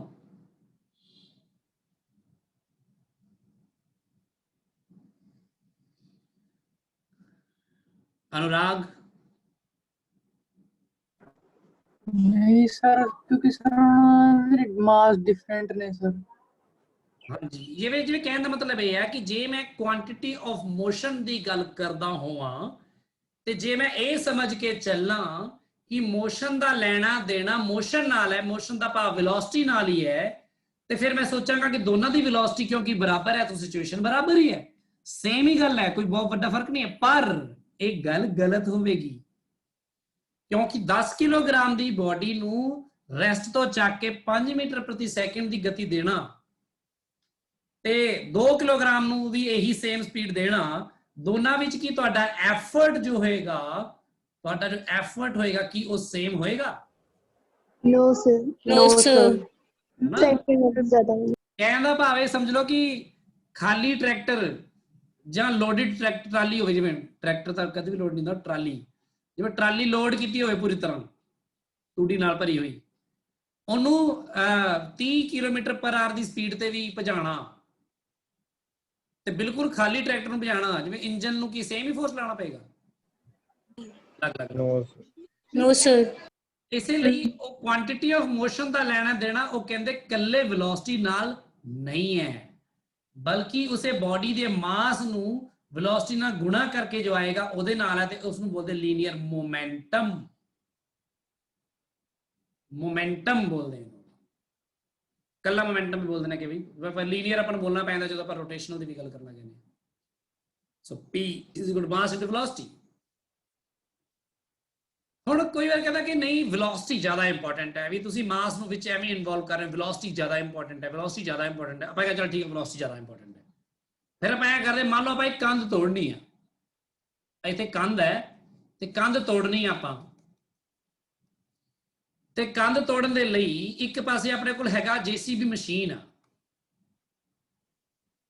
ਤੇ ਜੀਸੀਬੀ ਮਸ਼ੀਨ ਜਿਹੜੀ ਆ ਉਹ ਮੰਨ ਲਓ 20 ਮੀਟਰ ਪਰ ਸੈਕਿੰਡ ਦੀ ਵੈਲੋਸਿਟੀ ਤੇ ਆ ਕੇ ਇਸ ਕੰਧ 'ਚ ਵੱਜਦੀ ਹੈ ਤੇ ਕੰਧ ਟੁੱਟ ਜਾਂਦੀ ਹੈ। ਠੀਕ ਹੈ ਜੀ ਗੱਲ। ਇੱਕ ਜੀਸੀਬੀ ਮਸ਼ੀਨ ਹੈ, ਉਹ ਆ ਕੇ ਸਿੱਧਾ ਵੱਜਦੀ ਹੈ ਕੰਧ 'ਚ, ਇਹ ਵਾਲ ਹੈ ਤੇ ਉਹਦੀ ਜੀਸੀਬੀ ਤੁਹਾਨੂੰ ਪਤਾ ਕਿਵੇਂ ਉਹਦੀ ਵੈਲੋਸਿਟੀ 20 ਮੀਟਰ ਪਰ ਸੈਕਿੰਡ ਹੈ, ਤੇ ਉਹ ਜਿਹੜੀ ਵੈਲੋਸਿਟੀ ਨਾਲ ਉਹ ਆ ਕੇ ਇਹ 'ਚ ਵੱਜਦੀ ਹੈ ਤੇ ਇਹ ਕੰਧ ਨੂੰ ਤੋੜ ਦਿੰਦੀ ਹੈ। ਇੱਕ ਬੰਦਾ ਮੈਨੂੰ ਕਹਿੰਦਾ ਯਾਰ ਤੁਸੀਂ ਨਾ ਐਵੇਂ ਮਾਸ ਕਰੀ ਜਾਂਦੇ, ਵੈਲੋਸਿਟੀ ਹੀ ਮੇਨ ਚੀਜ਼ ਹੁੰਦੀ ਹੈ, ਵੈਲੋਸਿਟੀ ਹੀ ਮੇਨ ਚੀਜ਼ ਹੁੰਦੀ, ਵੈਲੋਸਿਟੀ ਨਾਲ ਸਾਰਾ ਕੁਝ ਹੋ ਜਾਂਦਾ, ਵੈਲੋਸਿਟੀ ਹੋਣੀ ਚਾਹੀਦੀ ਹੈ ਬਸ। ਮੈਂ ਕਿਹਾ ਚੱਲ ਠੀਕ ਆ ਭਰਾਵਾ। ਫਿਰ ਆਪਾਂ ਇਹ ਕਰਦੇ ਹਾਂ, ਹੁਣ ਆਪਾਂ ਇੱਕ ਗੱਲ ਕਰਦੇ ਹਾਂ ਵੀ ਇੱਥੇ ਮੰਨ ਲਓ ਇੱਕ ਛੋਟੇ ਜਿਹੇ ਸਾਈਕਲ ਦੇ ਉੱਪਰ, ਠੀਕ ਹੈ, ਸਮਝ ਲਓ ਇੱਕ ਬੰਦਾ ਆ ਰਿਹਾ ਮੱਛਰ ਸਿੰਘ। ਉਹ ਮੱਛਰ ਸਿੰਘ ਕਿਉਂ ਆ? ਕਿਉਂਕਿ ਮੱਛਰ ਸਿੰਘ ਦਾ ਮਾਸ ਉਨਾ ਹੀ ਆ, ਮੱਛਰ ਵਰਗਾ ਹੀ ਹੈ। ਮਤਲਬ ਕਿ ਮੰਨ ਲਓ ਮੱਛਰ ਦਾ ਤਾਂ ਬਹੁਤ ਘੱਟ ਹੁੰਦਾ ਹੋਣਾ, ਆਪਾਂ ਮੰਨ ਲਓ ਮੱਛਰ ਸਿੰਘ ਦਾ ਮਾਸ ਮੰਨ ਲੈਂਦੇ 100 ਗ੍ਰਾਮ। ਸਾਈਕਲ ਤੇ ਮੱਛਰ ਗ੍ਰਾਮ ਆ ਰਿਹਾ 100 ਗ੍ਰਾਮ, ਪਰ ਬੜੀ ਤੇਜ਼ ਉੱਡਦਾ ਆ ਰਿਹਾ। ਉਹ ਜੇਸੀਬੀ ਤਾਂ ਬਹੁਤ ਪਿੱਛੇ ਰਹਿ ਗਈ, ਬਹੁਤ ਤੇਜ਼ ਆ ਰਿਹਾ। ਉਹ ਆ ਰਿਹਾ ਮੰਨ ਲਓ 100 ਮੀਟਰ ਪਰ ਸੈਕਿੰਡ ਤੇ ਮੱਛਰ ਸਿੰਘ ਆ ਕੇ ਵੱਜਦਾ ਹੈ ਕੰਧ 'ਚ, ਤਾਂ ਕੰਧ ਟੁੱਟ ਜਾਏਗੀ? No, sir. ਹਾਂ, ਮੱਛਰ ਸਿੰਘ ਸ਼ਾਇਦ ਹੋ ਸਕਦਾ ਤੇ ਲੱਭਣਾ ਮੱਛਰ ਪਵੇ ਬਾਅਦ 'ਚ, ਠੀਕ ਹੈ ਨਾ, ਪਰ ਕੰਧ ਨਹੀਂ ਟੁੱਟੇਗੀ। ਤਾਂ ਮੈਂ ਕਹਿੰਦਾ ਦੇਖੋ ਵੈਲੋਸਿਟੀ ਇੰਪੋਰਟੈਂਟ ਨਹੀਂ ਹੈ ਇੱਥੇ। ਵੈਲੋਸਿਟੀ ਜੇਸੀਬੀ ਮਸ਼ੀਨ ਦੀ ਤਾਂ ਇਕੱਲੀ 20 ਹੈ ਤਾਂ ਵੀ ਕੰਧ ਟੁੱਟ ਜਾਂਦੀ ਹੈ, ਉਹ 100 ਤੇ ਆਂਦਾ ਤਾਂ ਵੀ ਨਹੀਂ ਤੋੜ ਸਕਦਾ। ਕਹਿੰਦਾ ਬਾ ਤੁਸੀਂ ਵੈਲੋਸਿਟੀ ਨੂੰ ਇੰਨਾ ਜ਼ਿਆਦਾ ਮਹੱਤਵ ਨਾ ਦੇਵੋ ਕਿ ਵੈਲੋਸਿਟੀ ਹੀ ਦੱਸਦੀ ਹੈ ਕਿ ਮੋਸ਼ਨ 'ਚ ਕਿੰਨਾ ਕੁ ਦਮ ਹੈ। ਮੋਸ਼ਨ 'ਚ ਹਾਂ ਪੰਜਾਬੀ ਵਿੱਚ ਆ ਜਾ ਸਹੀ ਸ਼ਬਦ ਨਿਕਲਿਆ ਵੀ ਦਮ, ਬੰਦਾ ਕਹਿੰਦਾ ਦਮ ਕਿੰਨਾ ਕੁ ਹੈ ਨਾ। ਹੁਣ ਕਹਿੰਦਾ ਮਤਲਬ ਹੁਣ ਮੰਨ ਲਓ ਕੋਈ ਹੋਵੇ, ਮੰਨ ਲਓ ਹੁਣ ਮੇਰਾ ਪੰਗਾ ਪੈ ਗਿਆ ਅੰਡਰਟੇਕਰ ਦੇ ਨਾਲ। ਅੰਡਰਟੇਕਰ ਪਤਾ ਕੌਣ ਆ? Yes sir. ਹਾਂਜੀ ਸਰ। ਠੀਕ ਆ, ਹੁਣ ਮੈਂ ਅੰਡਰਟੇਕਰ ਨਾਲ ਪੰਗਾ ਲੈ ਲਿਆ ਤੇ ਮੈਂ ਫਿਰ ਆਪਣੇ ਮਤਲਬ ਮੁੱਕੇ ਮਾਰ ਰਿਹਾ ਬਹੁਤ, ਉਹਦੇ ਜ਼ੋਰ ਦੀ ਮਤਲਬ ਉਹ ਕਰਕੇ ਪੂਰਾ ਮੈਂ 100 ਮੁੱਕੇ ਮਾਰੇ ਉਹਨੂੰ। ਅੰਡਰਟੇਕਰ ਦਾ ਕੁਝ ਵੀ ਨਹੀਂ ਹੋਇਆ। ਹੁਣ ਅੰਡਰਟੇਕਰ ਨੇ ਆਪਣੇ ਬਾਂਹ ਚੱਕੀ ਤੇ ਮੇਰੇ ਤੇ ਬਸ ਰੱਖਤੀ ਤੇ ਫਿਰ ਮੇਰਾ ਕੁਝ ਵੀ ਨਹੀਂ ਹੋਇਆ, ਮਤਲਬ ਮੇਰਾ ਕੁਝ ਵੀ ਨਹੀਂ ਰਿਹਾ, ਹਨਾ। ਸੋ ਕਹਿੰਦਾ ਭਾਵੇਂ ਕਿ ਇੱਥੇ ਇੰਪੋਰਟੈਂਟ ਸਿਰਫ ਸਪੀਡ ਨਹੀਂ ਹੈ। ਮੈਂ ਅੰਡਰਟੇਕਰ ਦੇ ਚਪੇੜ ਮਾਰਾਂ ਇੱਕ ਤਾਂ ਚਲੋ ਹੋ ਸਕਦਾ ਮੈਂ ਇੰਨੀ ਉੱਚੀ ਪਹੁੰਚਾ ਹੀ ਨਾ, ਤੇ ਮੰਨ ਲਓ ਮੈਂ ਮਾਰਾਂ ਚਪੇੜ ਕਿਸੇ ਤਰ੍ਹਾਂ ਪਹੁੰਚ ਵੀ ਜਾਵਾਂ ਤਾਂ ਉਹਦਾ ਮੂੰਹ ਵੀ ਨਹੀਂ ਪਾਸੇ ਨੂੰ ਹੋਣਾ, ਤੇ ਜੇ ਉਹਨੇ ਮੇਰੇ ਮਾੜੀ ਜੀ ਵੀ ਮਾਰਤੀ ਤੇ ਫਿਰ ਮੈਨੂੰ ਥੱਲੋਂ ਚੱਕਣਾ ਪੈਣਾ।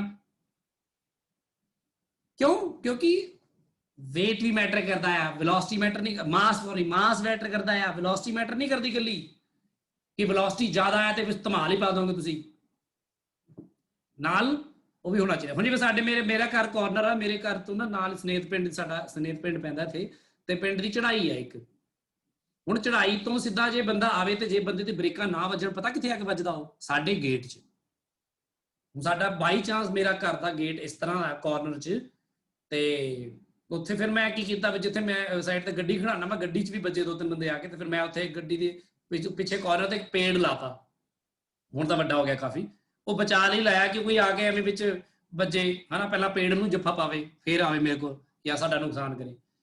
ਹੁਣ ਉੱਥੇ ਕੀ ਹੈ ਕਿ ਕਈ ਵਾਰ ਇੱਕ ਵਾਰ ਇੱਕ ਵੈਨ ਵਾਲਾ ਸੀ, ਸਕੂਲ ਵੈਨ ਵਾਲਾ, ਉਹ ਆਇਆ ਵੱਜਿਆ ਤੇ ਖੰਭਾ ਸੀਗਾ, ਇੱਕ ਖੰਭੇ 'ਚ ਵੱਜਿਆ, ਖੰਭਾ ਹੀ ਟੁੱਟ ਗਿਆ।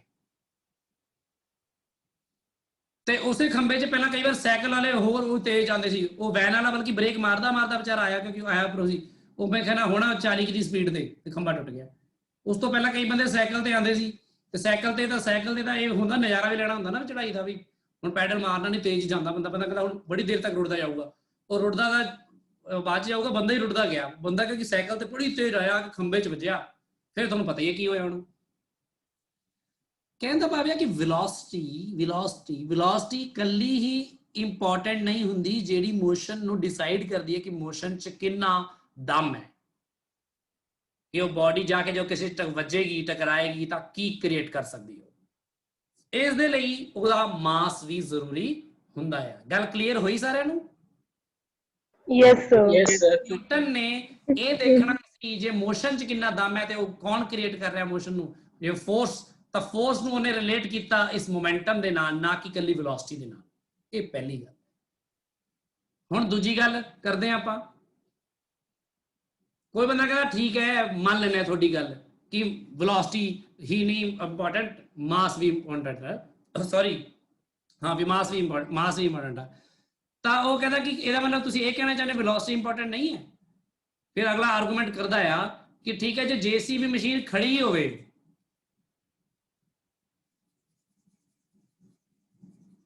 ਤੇ ਉੱਪਰੋਂ ਮੱਛਰ ਸਿੰਘ ਦੀ ਜਗ੍ਹਾ ਮੰਨ ਲਓ ਆਪਾਂ ਕੋਈ ਹੋਰ ਲੈ ਲੈਂਦੇ ਬੰਦਾ ਜਿਹੜਾ ਮੰਨ ਲਓ ਕੁਝ ਫਿਰ ਵੀ 20-25 ਕਿਲੋ ਦਾ, ਤੇ ਕੋਈ ਚੀਜ਼ ਆ ਕੇ 100 ਮੀਟਰ ਪਰ ਸੈਕਿੰਡ ਇੱਥੇ ਟਕਰਾਏ, ਤਾਂ ਹੋ ਸਕਦਾ ਹੈ ਜੋ ਇੱਕ ਅੱਧੀ ਇੱਟ ਨਿਕਲ ਵੀ ਜਾਵੇ। ਪਰ ਜੇਸੀਬੀ ਮਸ਼ੀਨ ਖੜੀ ਹੈ, ਉਹ ਕੀ ਕਰ ਸਕਦੀ ਹੈ? ਕੁਝ ਵੀ ਨਹੀਂ ਕਰ ਸਕਦੀ। ਤਾਂ ਉਹ ਕਹਿੰਦੇ ਇਹਦਾ ਮਤਲਬ ਮਾਸ ਦੇ ਨਾਲ ਵੈਲੋਸਿਟੀ ਵੀ ਇੰਪੋਰਟੈਂਟ ਹੈ, ਆ ਨਹੀਂ ਵੈਲੋਸਿਟੀ ਹੋਵੇ ਹੀ ਨਾ ਹੋਣ। ਤਾਂ ਉਹ ਕਹਿੰਦੇ ਇਹਨਾਂ ਦੋਨਾਂ ਨੂੰ ਗੁਣਾ ਕਰਕੇ ਜੋ ਆਉਂਦਾ ਹੈ ਨਾ, ਉਹ ਇੰਪੋਰਟੈਂਟ ਹੈ। ਇਹ ਜਿਹੜੀ ਗੁਣਾ ਆ ਮਾਸ ਤੇ ਵੈਲੋਸਿਟੀ ਦੇ ਵਿੱਚ। ਹੁਣ ਆ ਗੱਲ ਸਮਝਣ ਦੀ ਲੋੜ ਆਪਾਂ ਨੂੰ। p vector is equal to mass into v vector. ਦੱਸੋ ਮੋਮੈਂਟਮ ਕੀ ਹੈ? ਵੈਕਟਰ ਹੈ। Yes, sir. Yes. ਮਾਸ ਕੀ ਹੈ? Scalar. Scalar. ਫਿਰ ਵੈਲੋਸਿਟੀ ਕੀ ਹੈ? Vector. Vector. ਤੇ ਜਦੋਂ ਕੋਈ ਦੋ ਵੈਕਟਰ ਆਪਸ ਚ ਮਲਟੀਪਲਾਈ ਕਰਨੇ ਹੁੰਦੇ ਨੇ ਤਾਂ ਵਿੱਚ ਹੁੰਦਾ ਹੈ ਜਾਂ ਤਾਂ ਡਾਟ ਤੇ ਜਾਂ ਤਾਂ Cross. ਜਦੋਂ ਤੁਸੀਂ ਕਿਸੇ ਇੱਕ ਸਕੇਲਰ ਨੂੰ ਵੈਕਟਰ ਨਾਲ ਮਲਟੀਪਲਾਈ ਕਰਦੇ ਹੋ ਤਾਂ ਇਸ ਨੂੰ ਬੋਲਦੇ ਆ ਡਾਟ ਸਕੇਲਰ ਮਲਟੀਪਲੀਕੇਸ਼ਨ। ਡਾਟ ਨਹੀਂ ਬੋਲਦੇ, ਡਾਟ ਤਾਂ ਸਿਰਫ ਵੈਕਟਰ ਤੇ ਸਕੇਲਰ ਚ ਹੁੰਦਾ ਆ, ਸੌਰੀ ਵੈਕਟਰ ਤੇ ਵੈਕਟਰ ਹੁੰਦਾ ਹੈ। ਇਹ ਸਕੇਲਰ ਮਲਟੀਪਲੀਕੇਸ਼ਨ। ਜਿਵੇਂ ਮੰਨ ਲਓ ਫਿਰ ਸਿੰਪਲੀ ਮੈਂ 2a ਵੈਕਟਰ ਕਹਿ ਦਿੰਦਾ ਆ। ਜਿਵੇਂ a ਵੈਕਟਰ ਗਿਵਨ ਆ ਤੁਹਾਨੂੰ, ਤੁਸੀਂ ਸਾਰਿਆਂ ਨੇ ਸਵਾਲ ਕੀਤਾ ਸੀ 3i + j ਕੈਪ, ਤੇ 2a ਵੈਕਟਰ ਕੀ ਹੋਗਾ? 6i + 2J. ਸਕੇਲਰ ਮਲਟੀਪਲੀਕੇਸ਼ਨ ਬੋਲਦੇ ਕਿ ਕਿਸੇ ਸਕੇਲਰ ਨੰਬਰ ਦਾ ਮਲਟੀਪਲਾਈ ਕਰਨਾ ਤੇ ਬਹੁਤ ਸਿੰਪਲ ਹੁੰਦਾ ਹੈ, ਇਹ 'ਚ ਬਹੁਤ ਕਨਫਿਊਜ਼ਨ ਨਹੀਂ ਹੁੰਦੀ। ਤੇ ਇਹਨਾਂ ਗੱਲਾਂ ਨੂੰ ਮਲਟੀਪਲੀਕੇਸ਼ਨ ਵਾਲੀ ਚੀਜ਼ਾਂ ਨੂੰ ਮੈਂ ਤੁਹਾਨੂੰ ਪਿੱਛੇ ਸਮਝਾ ਹੀ ਚੁੱਕਾ ਹਾਂ ਇੱਥੇ ਜਾਂ ਇੱਥੇ। ਹੁਣ ਆ ਦੋਨੋਂ ਇੱਕੋ ਗੱਲਾਂ ਨੇ, ਦੇਖੋ ਦੋਨੋਂ ਨੋਟੇਸ਼ਨਸ ਤੁਹਾਨੂੰ ਮੈਂ ਕਰਵਾ ਚੁੱਕਾ ਹਾਂ ਦੋਨੋਂ, ਤੇ ਇਸੇ ਚੀਜ਼ ਨੂੰ ਡਾਇਗਰਾਮ ਤੇ ਇਸ ਤਰ੍ਹਾਂ ਦਿਖਾ ਸਕਦੇ ਹਾਂ। ਕਲੀਅਰ ਹੈ ਗੱਲ? Yes, sir. Yes, sir. ਆ ਜਿਹੜੀ ਮੇਨ ਗੱਲ। ਹਾਂਜੀ ਹਿਮਾਨੀ ਬੋਲੋ। हमें पता है कि मोमेंटम है ना अपने को amount of quantity of motion है किसी बॉडी में, ठीक है, जो मास पे वेलोसिटी डिपेंड करती है। सपोज हम मल्टीप्लाई क्यों कर रहे हैं फिर? हिमानी तेरा ना आवाज बिल्कुल वो डाउन होगी थोड़ा, फिर दोबारा बोल, नेड़े होके बोल थोड़ा ते आराम ना। कुछ ऐसे कि वो मोमेंटम अपन को पता है कि वो मोशन अपन मोशन की वैल्यू करती है कि कितना मोशन है किसी बॉडी के ਵਿੱਚ ਤੇ ਉਹ ਮਾਸ ਤੇ वेलोसिटी डिपेंड करती है। सर तो मास ਤੇ वेलोसिटी ਨੂੰ मल्टीप्लाई क्यों कर रहे हैं फिर ਦੇ ਵਿੱਚ? ਮੈਨੂੰ ਕਿਸੇ ਬੱਚੇ ਨੂੰ ਆਵਾਜ਼ ਜ਼ਿਆਦਾ ਬੈਟਰ ਆਈ ਹੋਵੇ ਤਾਂ ਕੋਈ ਦੱਸ ਦਿਓ, ਕੋਈ ਹੋਰ ਜਿਹੜਾ Sir, ਉਹ ਐਂ ਕਹਿ ਰਹੀ ਹੈ ਕਿ ਮਲਟੀਪਲਾਈ ਕਿਉਂ ਕੀਤੇ ਦੋਨਾਂ ਨੂੰ? ਅੱਛਾ Yes, ਮਾਸ ਤੇ ਵੈਲੋਸਿਟੀ। ਹਾਂ ਦੇਖੋ ਮਾਸ ਤੇ ਵੈਲੋਸਿਟੀ ਨੂੰ ਅਸੀਂ ਮਲਟੀਪਲਾਈ ਕਿਉਂ ਕੀਤਾ? ਕਹਿਣ ਦਾ ਭਾਵ ਹੈ ਕਿ ਅਸੀਂ ਜਿਸ ਐਨਾਲਿਟਿਕ ਟ੍ਰੀਟਮੈਂਟ 'ਚ ਪੈਣਾ ਸੀ ਨਾ ਇਸ ਚੀਜ਼ ਦੇ ਮੋਸ਼ਨ ਦੇ ਐਨਾਲਿਟਿਕ ਟ੍ਰੀਟਮੈਂਟ 'ਚ ਪੈਣਾ ਆਪਾਂ, ਤੇ ਉੱਥੇ ਆਪਾਂ ਨੂੰ ਇੱਕ ਨਵੀਂ ਕੁਆਂਟੀਟੀ ਡਿਫਾਈਨ ਕਰਨੀ ਪਈ ਇਹਨਾਂ ਨੂੰ ਮਲਟੀਪਲਾਈ ਕਰਕੇ। ਜੇ ਮੰਨ ਲਓ ਮਲਟੀਪਲਾਈ ਨਹੀਂ ਕਰਦੇ ਹੋ ਤਾਂ ਕੀ ਤੁਸੀਂ ਮਾਸ ਤੇ ਵੈਲੋਸਿਟੀ ਨੂੰ ਐਡ ਕਰੋਗੇ? No, sir, same ਨਹੀਂ ਹੈਗੀ। No, sir. ਠੀਕ ਹੈ ਨਾ? Mass and velocity can never be added, and subtraction ਵੀ ਨਹੀਂ ਕਰ ਸਕਦੇ ਤੁਸੀਂ, ਠੀਕ ਹੈ ਨਾ? ਤੇ ਡਿਵੀਜ਼ਨ ਦਾ ਕੋਈ ਸੈਂਸ ਨਹੀਂ ਬਣਦੀ ਇੱਥੇ, ਕਿਉਂਕਿ ਦੋਨੋਂ ਡਾਇਰੈਕਟਲੀ ਪ੍ਰੋਪੋਰਸ਼ਨਲ ਹੈ। ਜਿੰਨਾ ਜ਼ਿਆਦਾ ਮਾਸ ਉਨਾ ਹੀ ਜ਼ਿਆਦਾ ਮੋਮੈਂਟਮ ਕੰਟੇਨਡ ਹੋਏਗਾ, ਤੇ ਜਿੰਨਾ ਜ਼ਿਆਦਾ ਵੈਲੋਸਿਟੀ ਉਨਾ ਹੀ ਮੋਮੈਂਟਮ ਕੰਟੇਨਡ ਹੋਏਗਾ। ਸੋ ਇਹ ਬਸ ਉਹਨੇ ਸਿੰਪਲੀ ਇਸ ਕੁਆਂਟੀਟੀ ਨੂੰ ਇਸ ਤਰ੍ਹਾਂ ਡਿਫਾਈਨ ਕੀਤਾ ਹੈ ਬਸ। So you can't do anything else. So ਇਹ ਫਿਰ ਦੂਸਰੀ ਗੱਲ ਇਹ ਹੈ ਕਿ ਮੋਮੈਂਟਮ ਜਿਹੜਾ ਆ ਇੱਥੋਂ ਇਹਨੂੰ ਡਿਫਾਈਨ ਕਰਦੇ ਹੋਏ ਫੋਰਸ ਦੀ ਹਰ ਚੀਜ਼ ਦੀ ਐਨਾਲਿਟਿਕ ਟ੍ਰੀਟਮੈਂਟ ਤੇ ਪਹੁੰਚ ਗਏ ਬਹੁਤ ਵਧੀਆ ਤਰ੍ਹਾਂ, ਤਾਂ ਇਹ ਕੁਆਂਟੀਟੀ ਨੂੰ ਡਿਫਾਈਨ। ਕਈ ਵਾਰ ਕੋਈ ਸਾਇੰਟਿਸਟ ਹੋ ਸਕਦਾ ਕਿ ਇਹ ਚੀਜ਼ ਨੂੰ ਡਿਫਾਈਨ ਹੋਰ ਤਰ੍ਹਾਂ ਵੀ ਕਰ ਸਕਦੇ ਹੋਣ, ਕੀ ਪਤਾ m² ਵੀ ਲੈ ਲਵੇ ਕੋਈ ਜਾਂ m³ ਵੀ ਲੈ ਲਵੇ, ਤੇ ਇਹ ਕਰ ਕੇ ਅੱਗੇ ਜਾ ਕੇ ਕੈਲਕੂਲੇਸ਼ਨਸ ਆਪਣੇ ਐਕਸਪੈਰੀਮੈਂਟਸ ਦੇ ਜਿਹੜੀ ਪ੍ਰਿਡਿਕਸ਼ਨਸ ਨੇ ਐਕਸਪੈਰੀਮੈਂਟ ਨੂੰ ਸੈਟੀਸਫਾਈ ਨਾ ਕਰਦੀਆਂ ਹੋਣ, ਫਿਰ ਉਹਨੂੰ ਛੱਡਣਾ ਪੈ ਜਾਏ, ਨਹੀਂ ਆ ਗਲਤ ਹੈ, ਨਹੀਂ ਆ ਵੀ ਗਲਤ ਹੈ, ਫਿਰ ਇੱਥੇ ਆਇਆ। ਇਸ ਤਰ੍ਹਾਂ ਹੀ ਕਾਫੀ ਜਿਹਾ ਕੈਮਿਸਟਰੀ 'ਚ ਵੀ ਪੜ੍ਹਦੇ ਹੋ ਤੁਸੀਂ। ਕੈਮਿਸਟਰੀ 'ਚ ਵੀ ਆਪਾਂ ਕਈ ਐਕਸਪੈਰੀਮੈਂਟਸ ਕਰਕੇ ਦੇਖਦੇ ਹਾਂ ਕਿ ਕੋਈ ਕੁਆਂਟੀਟੀ ਕਿਸੇ ਦੇ ਕਿੰਨੇ ਸਕੇਅਰ ਤੇ ਡਿਪੈਂਡ ਕਰਦੀ ਹੈ ਜਾਂ ਫਿਰ ਕਿਸੇ ਦੇ ਕਿਊਬ ਤੇ ਡਿਪੈਂਡ ਕਰਦੀ ਹੈ, ਕਿਤੇ ਡਿਪੈਂਡ ਕਰਦੀ ਹੈ। ਫਿਜ਼ਿਕਸ 'ਚ ਆਪਾਂ ਡਾਇਮੈਂਸ਼ਨਲ ਐਨਾਲਿਸਿਸ ਨੂੰ ਲੈ ਕੇ ਵੀ ਕਰ ਸਕਦੇ ਹਾਂ ਇਸ ਤਰ੍ਹਾਂ ਚੀਜ਼ਾਂ, ਹਨਾ? ਪਰ ਜਿਹੜੀ ਆਪਾਂ ਕੁਆਂਟੀਟੀਜ਼ ਪਹਿਲਾਂ ਤਾਂ ਪਤਾ ਹੋਣੀ ਚਾਹੀਦੀ ਹੈ। ਸੋ ਆ ਆਪਾਂ ਅਸੈਪਟ ਕਰ ਲਿਆ ਹੁਣ ਸਾਰਿਆਂ ਨੇ। ਹੁਣ ਤੁਸੀਂ ਸਾਰੇ ਸਹਿਮਤ ਹੋ ਕਿ ਆਪਾਂ ਮੋਮੈਂਟਮ ਵਰਗੀ ਕੁਆਂਟੀਟੀ ਦੀ ਗੱਲ ਕਰਕੇ, ਕੱਲੀ ਵੈਲੋਸਿਟੀ ਦੀ ਗੱਲ ਕਰਕੇ ਮੋਸ਼ਨ ਦੀ ਗੱਲ ਨਾ ਕਰੋ, ਕੱਲੇ ਮਾਸ ਦੀ ਵੀ ਨਾ ਕਰੋ, ਦੋਨਾਂ ਨੂੰ ਗੁਣਾ ਕਰਕੇ ਇੱਕ ਨਵੀਂ ਕੁਆਂਟੀਟੀ ਬਣਾਓ, ਲੀਨੀਅਰ ਮੋਮੈਂਟਮ, ਤੇ ਇਹਦੇ ਥਰੂ ਹੁਣ ਅੱਗੇ ਦੀ ਗੱਲ ਕਰਾਂਗੇ ਡਿਵੈਲਪ। ਕਲੀਅਰ ਹੈ ਗੱਲ? Yes, sir. ਹੁਣ ਗੱਲ ਆਉਂਦੀ ਆ rate of change of momentum ਨੂੰ ਆਪਾਂ ਕਿਵੇਂ ਦੇਖਾਂਗੇ? Rate of change of momentum, momentum ਦਾ ਜਿਹੜਾ ਕਿਸੇ ਵੀ ਕੁਆਂਟੀਟੀ ਦਾ ਰੇਟ ਆਫ ਚੇਂਜ ਜਿਹੜਾ ਹੁੰਦਾ ਵਿਦ ਰਿਸਪੈਕਟ ਟੂ ਟਾਈਮ ਹੁੰਦਾ ਹਮੇਸ਼ਾ, ਯਾਨੀ ਕਿ ਉਹਨੂੰ ਆਪਾਂ ਕਹਿੰਦੇ ਆ dp/dt, ਕਿ ਟਾਈਮ ਦੇ ਨਾਲ ਨਾਲ ਕਿਵੇਂ ਬਦਲ ਰਿਹਾ। ਤੇ ਹੁਣ ਆ ਡੈਰੀਵੇਟਿਵ ਆ ਗਿਆ ਦੇਖੋ, ਤੇ ਜੇ ਜਿਹੜਾ ਚੇਂਜ ਹੋਵੇ ਯੂਨੀਫਾਰਮ ਹੋਵੇ, ਜੇ ਯੂਨੀਫਾਰਮ ਚੇਂਜ ਹੋ ਗਿਆ ਤਾਂ ਤੁਹਾਨੂੰ ਪਤਾ ਡੈਰੀਵੇਟਿਵ ਦੇ ਵਿੱਚ ਤੇ ਉਹ 'ਚ ਕੋਈ ਫਰਕ ਨਹੀਂ ਹੁੰਦਾ, ਫਿਰ ਤੁਸੀਂ ਉਸਨੂੰ ΔP/ΔT ਵੀ ਲਿਖ ਸਕਦੇ ਹੋ ਤੇ dp/dt ਵੀ ਲਿਖ ਸਕਦੇ ਹੋ, ਤਾਂ ਇੱਕੋ ਹੀ ਗੱਲ ਆਏਗੀ ਉੱਥੇ। ਤੇ ਜੇ ਤੁਸੀਂ ਇਕੱਲੇ ਮੈਗਨੀਟਿਊਡ ਦੀ ਗੱਲ ਕਰਨਾ ਚਾਹੁੰਦੇ ਤਾਂ ਇਹਦਾ ਮੈਂ ਮੋਡ ਲੈਣਾ ਪਏਗਾ ਤੁਹਾਨੂੰ। ਸੋ ਕਹਿਣ ਦਾ ਮਤਲਬ ਇਹ ਹੈ ਕਿ ਮੈਂ ਸਿਰਫ rate of change of momentum ਦੀ ਗੱਲ ਕਰ ਰਿਹਾ ਕਿ ਵੀ ਮੋਮੈਂਟਮ ਚੇਂਜ ਹੋਏਗਾ। ਕਦੋਂ ਮੋਮੈਂਟਮ ਚੇਂਜ ਹੋਏਗਾ? ਜਦੋਂ ਬੋਡੀ ਤੇ ਫੋਰਸ ਲੱਗੇਗਾ। ਆ ਫਿਰ ਨਿਊਟਨ ਦੇ ਸੈਕੰਡ ਲਾਅ ਤੇ ਆਏ ਨੇ ਆਪਾਂ ਗੱਲ ਪ੍ਰੋਪਰਲੀ ਇਹਨੂੰ ਹੁਣ ਆਪਾਂ ਡਿਫਾਈਨ ਵੀ ਕਰ ਸਕਦੇ ਆ ਇੱਥੇ ਤੇ ਆਹ ਗੱਲਾਂ ਕੈਲਕੂਲਸ ਦੀਆਂ ਸ਼ੁਰੂ ਦੇ ਵਿੱਚ ਅੱਜ ਲੈਕਚਰ 'ਚ ਮੈਂ ਦੱਸੀਆਂ ਨੇ ਉਹਨੂੰ ਵੀ ਯੂਜ਼ ਕਰਾਂਗੇ ਬਾਅਦ ਤੇ ਵੈਕਟਰਸ ਦੇ methods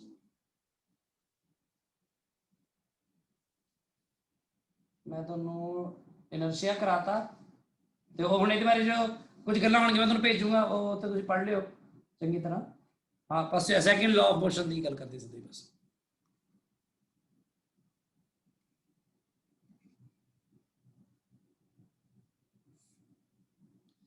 second law of motion ਚ ਨਿਊਟਨ ਕੀ ਕਹਿੰਦਾ ਉਹ ਕਹਿੰਦਾ ਜੇ ਐਕਸਟਰਨਲ ਫੋਰਸ ਲਾਉਂਗੇ ਕਿਸੇ ਬੋਡੀ ਤੇ ਤਾਂ ਜਿਹੜਾ rate of change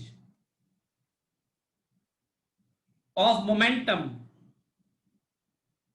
of body या of object एको गल is directly proportional to the external force applied on it, that is F external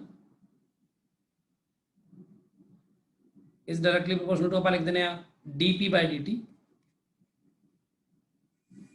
ਠੀਕ ਹੈ ਜੇ f ਨੂੰ ਮੈਂ ਵੈਕਟਰ ਦੇ ਫਾਰਮ ਚ ਲਵਾਂ ਵੈਸੇ ਵੈਕਟਰ ਫਾਰਮ ਚ ਨਾ ਲੈ ਕੇ ਆਪਾਂ ਐਵੇਂ ਇਕੱਲੇ ਮੈਗਨੀਟਿਊਡ ਚ ਵੀ ਗੱਲ ਕਰ ਸਕਦੇ ਹਾਂ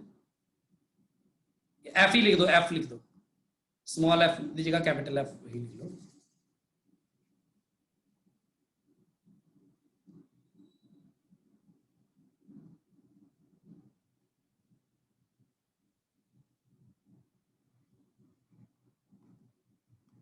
ਜੇ ਸਟ੍ਰੇਟ ਲਾਈਨ ਚ ਗੱਲ ਹੋਵੇ ਫਿਰ ਆਪਾਂ ਇਹਨੂੰ ਐਂ ਲੈ ਲੈਂਦੇ ਹਾਂ dp by dt ਤੇ ਇੱਥੇ ਬਣ ਜਾਏਗਾ k times dp by dt where k is constant of proportionality ਤੇ ਬਾਅਦ ਚ k ਦੀ ਵੈਲਿਊ ਆਪਾਂ ਲੈ ਲੈਂਦੇ ਹਾਂ 1 ਐਸਆਈ ਸਿਸਟਮ ਚ ਮੋਸਟਲੀ 1 ਲੈਣੇ ਇਹਦੀ ਵੈਲਿਊ 1 ਆਉਂਦੀ ਹੈ ਤੇ f external basically dp by dt ਦੇ ਬਰਾਬਰ ਹੀ ਆ ਜਾਂਦਾ ਹੈ ਫਿਰ ਆਪਾਂ d by dt momentum the value ਪੁੱਟ ਕਰਦੇ ਹਾਂ mv ਮਾਸ ਕਾਂਸਟੈਂਟ ਹੈ ਤਾਂ ਬਾਹਰ ਆ ਜਾਏਗਾ डेरिवेटिव दे करना dv by dt ਤੇ dv by dt ਕੀ ਹੁੰਦਾ एक्सेलरेशन ਤੇ ਵੈਕਟਰ ਫਾਰਮ ਚ ਆਪਾਂ ਜ਼ਿਆਦਾ ਬੈਟਰ ਇਹਨੂੰ ਲਿਖਦੇ ਆ f vector is mass into acceleration this is the Newton second law mathematically ਹਾਂਜੀ ਪੀਯੂਸ਼ ਸਰ ਆਪਾਂ k ਦੀ ਵੈਲਿਊ 1 ਹੀ ਕਿਉਂ ਲੈਣੇ ਆ ਸਰ ਮਤਲਬ ਜੇ ਆਪਾਂ ਦੂਜੇ ਫਾਰਮੂਲੇ ਦੀ ਗੱਲ ਕਰੀਏ ਤਾਂ ਜਿਵੇਂ f gm1 m2 r sir ਉਹਦੇ ਵਿੱਚ g ਕੈਲਕੂਲੇਟਡ ਆ ਨਾ ਆਪਣਾ ਇੱਥੇ ਆਪਣਾ k ਦੀ ਵੈਲਿਊ 1 ਨਾਲ ਆਪਣਾ ਸਾਰੇ ਐਕਸਪੈਰੀਮੈਂਟ ਇਹ ਐਕਸਪੈਰੀਮੈਂਟਸ ਨਾਲ ਵੀ ਕੈਲਕੂਲੇਟ ਕੀਤਾ ਜਾ ਸਕਦਾ ਸਾਰਾ ਕੁਝ ਐਕਸਪੈਰੀਮੈਂਟਸ ਨਾਲ ਉਹ ਕਰਕੇ ਉਹਦੀ k ਦੀ ਵੈਲਿਊ 1 ਆਈ ਉਹਨਾਂ ਨੇ ਐਸੇ ਸਿਸਟਮ ਚ ਉਹਨੂੰ 1 ਲੈਣਾ ਸ਼ੁਰੂ ਕਰਤਾ ਬਸ ਆਪਣੇ ਸਿਸਟਮ ਆਫ ਯੂਨਿਟ ਇਸ ਤਰ੍ਹਾਂ ਚੂਜ਼ ਕੀਤਾ ਹੈ ਉਹ ਤਾਂ ਕੋਈ ਫਰਕ ਨਹੀਂ ਪੈਂਦਾ ਕੈਪੀਟਲ G ਦੀ ਵੈਲਿਊ ਜਿਹੜੀ ਹੈਗੀ ਉਹ CGS ਸਿਸਟਮ ਚ ਲੱਗ ਹੁੰਦੀ ਹੈ ਐਸੇ ਚ ਲੱਗ ਹੁੰਦੀ ਹੈ ਠੀਕ ਹੈ ਨਾ ਯੂਨਿਟਸ ਤੇ ਡਿਪੈਂਡ ਕਰਦਾ ਉਹ ਚੀਜ਼ਾਂ ਹਾਂਜੀ ਸਰ ਇਹ ਆਪਾਂ ਐਕਸਪੈਰੀਮੈਂਟਲੀ ਐਕਸੈਪਟ ਕਰਦੇ ਹਾਂ ਇਸ ਚੀਜ਼ ਨੂੰ ਆਪਾਂ ਇਹਦੀ ਡਿਟੇਲ ਚ ਨਹੀਂ ਜਾਂਦੇ ਫਿਰ ਯੋਗੇਸ਼ ਸਰ ਆਲਮੋਸਟ ਮਤਲਬ ਕਿ ਇਦਾਂ ਹੀ ਹੁੰਦਾ ਕਿ ਜਦੋਂ ਡਾਇਰੈਕਟਲੀ ਪ੍ਰੋਪੋਰਸ਼ਨਲ ਦਾ ਇਨਵਰਸਲੀ ਪ੍ਰੋਪੋਰਸ਼ਨਲ ਦਾ ਸਾਈਨ ਹੁੰਦਾ ਉਹਨੂੰ ਹਟਾ ਕੇ ਸਰ ਕਾਂਸਟੈਂਟ ਲਗਾ ਦਿੰਦੇ ਆ ਸਰ ਕਾਂਸਟੈਂਟ ਦਾ ਐਕਚੁਅਲ ਚ ਮਤਲਬ ਕੀ ਹੁੰਦਾ ਕਿਉਂ ਲਗਾਉਂਦੇ ਆ ਉਹ ਵਾਹ ਜੀ ਵਾਹ ਆ ਵਾ ਸਵਾਲ ਤੇਰਾ ਤੁਹਾਡੇ ਦੇਖੋ ਕਈ ਸਵਾਲ ਤਾਂ ਮੈਂ ਕਹਿ ਦਿੰਦਾ ਕਿ ਫਿਰ ਚਲੋ ਛੱਡੋ ਕੋਈ ਗੱਲ ਨਹੀਂ ਹੁਣ ਜਿਵੇਂ ਕੇ ਵੈਲ 1 ਮੈਂ ਕਈ ਸਵਾਲ ਮੈਨੂੰ ਸੀਰੀਅਸਲੀ ਬੜੇ ਵਧੀਆ ਲੱਗਦੇ ਆ ਬਹੁਤ ਹੀ ਕਮਾਲ ਦਾ ਸਵਾਲ ਹੁਣ ਮੈਂ ਦੇਖਦਾ ਕਿ ਤੁਹਾਡੇ ਚੋਂ ਤੁਹਾਡਾ ਓਪੀਨੀਅਨ ਕਿੰਨੇ ਬੱਚੇ ਦਿੰਦੇ ਆ ਹਾਂਜੀ ਦੱਸੋ ਕੋਈ ਵੀ ਅਦਿਤੀ ਤੁਸੀਂ ਦੱਸੋ ਕਿਉਂ ਲਗਾ ਦਿੰਦੇ ਆ ਕਿ ਉਹਦਾ ਕੀ ਮਤਲਬ ਹੁੰਦਾ ਹੈ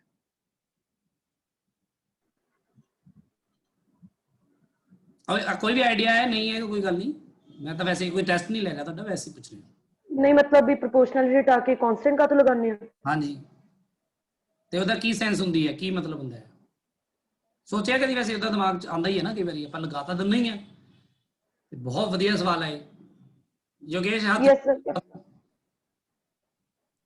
ਸਰ ਮੈਂ ਖੁਦ ਮਤਲਬ ਕਿ ਇਹ ਸੋਚਿਆ ਹੁੰਦਾ ਕਿ ਜਦੋਂ ਆਪਾਂ ਪ੍ਰੋਪੋਰਸ਼ਨੈਲਿਟੀ ਹਟਾ ਕੇ ਆਪਾਂ ਜਦੋਂ ਕੋਈ ਕਾਂਸਟੈਂਟ ਲਗਾਉਂਦੇ ਆ ਤੇ ਉਹਦਾ ਇਹ ਮਤਲਬ ਹੁੰਦਾ ਕਿ ਉਸ ਰਿਲੇਸ਼ਨ ਚ ਜਿਹੜਾ ਕਾਂਸਟੈਂਟ ਆ ਉਹਦੀ ਮਿਨੀਮਮ ਵੈਲਿਊ ਤਾਂ ਉਨੀ ਹੋਣੀ ਹੋਏਗੀ ਨਹੀਂ ਨਹੀਂ ਮੈਨੂੰ ਇੰਨਾ ਲੱਗਦਾ ਸੀ ਨਾ ਨਾ ਇਦਾਂ ਨਹੀਂ ਇਹ ਬਿਲਕੁਲ ਕੋਈ ਉਹ ਨਹੀਂ ਹੈਗਾ ਤੁੱਕਾ ਨਹੀਂ ਲਾਣਾ ਇਹ ਬਿਲਕੁਲ ਸਟੀਕ ਆਨਸਰ ਹੈ ਦਾ ਮੈਂ ਦੇ ਦਿੰਦਾ ਕੋਈ ਗੱਲ ਨਹੀਂ ਕਿਉਂਕਿ ਬੁੱਕਸ ਚ ਮੈਂ ਹੁੰਦਾ ਹਾਂਜੀ Himani do you want to say something sir ਸ਼ਾਇਦ ਵੀ ਉਹ ਮਤਲਬ ਕਿੰਨੇ ਰੇਟ ਤੇ ਪ੍ਰੋਪੋਰਸ਼ਨਲ ਹੈ ਮਤਲਬ ਕਿੰਨਾ ਜੇ ਉਹ ਵਧੂਗਾ ਤਾਂ ਉਹ ਕਿੰਨਾ ਵਧੇਗਾ ਆਨਸਰ ਹੈ ਐਗਜ਼ੈਕਟਲੀ ਆਨਸਰ ਹੈ ਹਿਮਾਨੀ ਨੇ ਜੋ ਦਿੱਤਾ ਆਨਸਰ ਇਹ ਹੈ ਮੈਂ ਤੁਹਾਨੂੰ ਦੱਸਦਾ ਕਿਵੇਂ ਆ ਐਂਡ ਵੈਰੀ ਗੁੱਡ।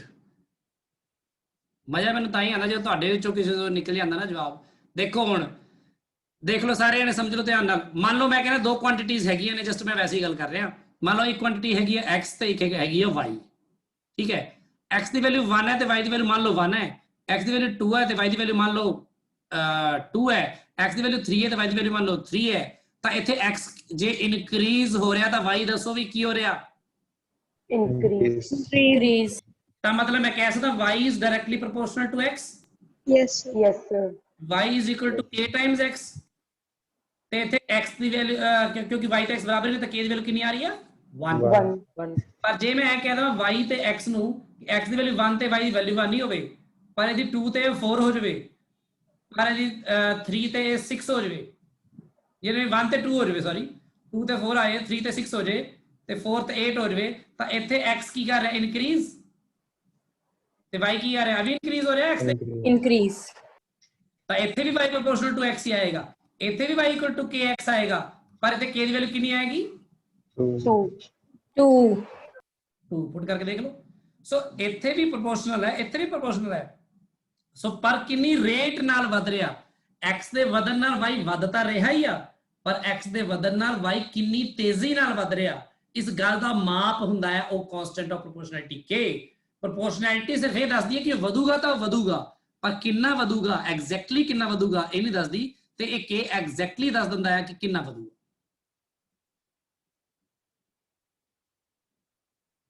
ਸੋ ਹਿਮਾਨੀ ਦਾ ਬਿਲਕੁਲ ਆ ਜਵਾਬ ਸੀ।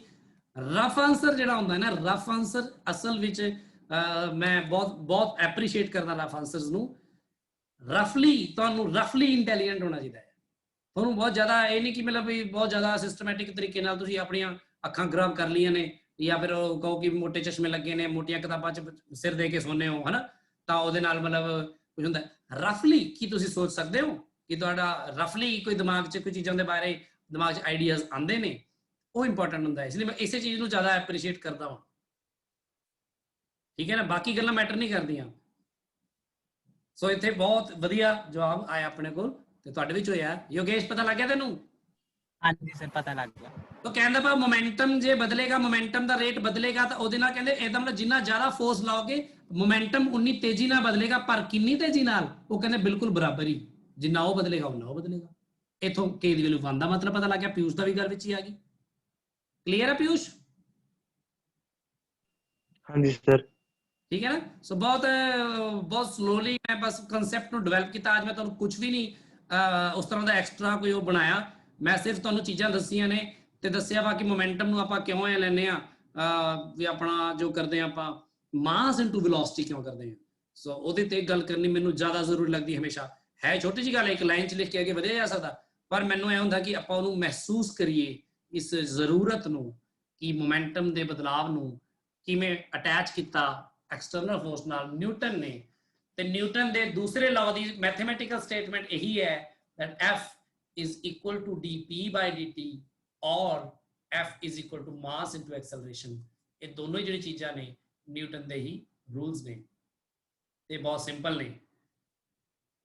ਤੇ ਹੁਣ ਇਹਦੇ 'ਚ ਜਿਹੜਾ dp ਜਿਹੜਾ ਆਉਂਦਾ ਉਹ ਕਈ ਵਾਰ ਡੈਲਟਾ p ਵੀ ਹੋ ਸਕਦਾ ਆ, ਤੇ ਡੈਲਟਾ p ਕਿਵੇਂ ਕੀਤਾ ਜਾਏਗਾ? ਉਹ p1 ਵੈਕਟਰ ਤੇ p2 ਵੈਕਟਰ ਲਏ ਜਾਣਗੇ ਕਿਸੇ ਅਲੱਗ-ਅਲੱਗ ਟਾਈਮ t1 ਤੇ t2 ਤੇ, ਫਿਰ p2 ਵੈਕਟਰ ਵਿੱਚੋਂ p1 ਵੈਕਟਰ ਮਾਈਨਸ ਕਰਕੇ ਉਹਦਾ ਮੈਗਨੀਟਿਊਡ ਕੱਢਿਆ ਜਾਏਗਾ, ਤੇ t2 ਮਾਈਨਸ t1 ਕਰਕੇ ਡੈਲਟਾ t ਆ ਜਾਏਗਾ।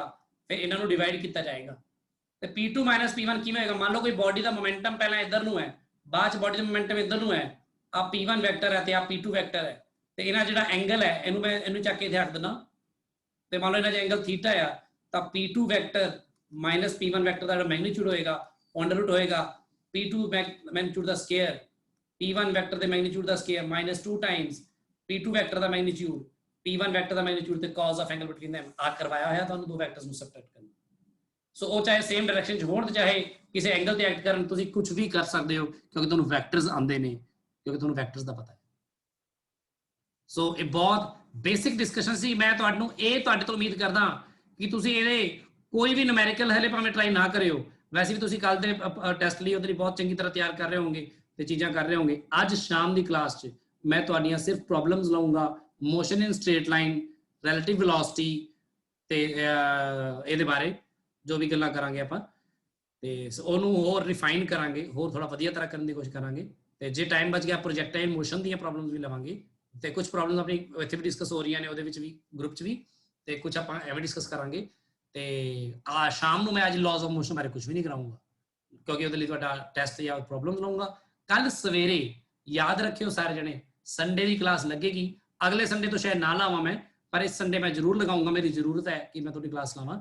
ਤੇ ਕੱਲ ਦੀ ਕਲਾਸ ਆਪਾਂ ਆਰਾਮ ਨਾਲ ਦੱਸੋ 10 ਵਜੇ ਤੋਂ ਲੈ ਕੇ 11:30 ਰੱਖ ਸਕਦੇ ਹਾਂ, ਜਾਂ 10:30 ਤੋਂ ਲੈ ਕੇ ਜੇ ਤੁਸੀਂ ਥੋੜਾ ਰਿਲੈਕਸ ਹੋਣਾ ਚਾਹੁੰਦੇ ਹੋ ਕਿ ਆਰਾਮ ਨਾਲ ਉੱਠਣਾ ਚਾਹੁੰਦੇ ਹੋ 12 ਵੀ ਰੱਖ ਸਕਦੇ ਹਾਂ।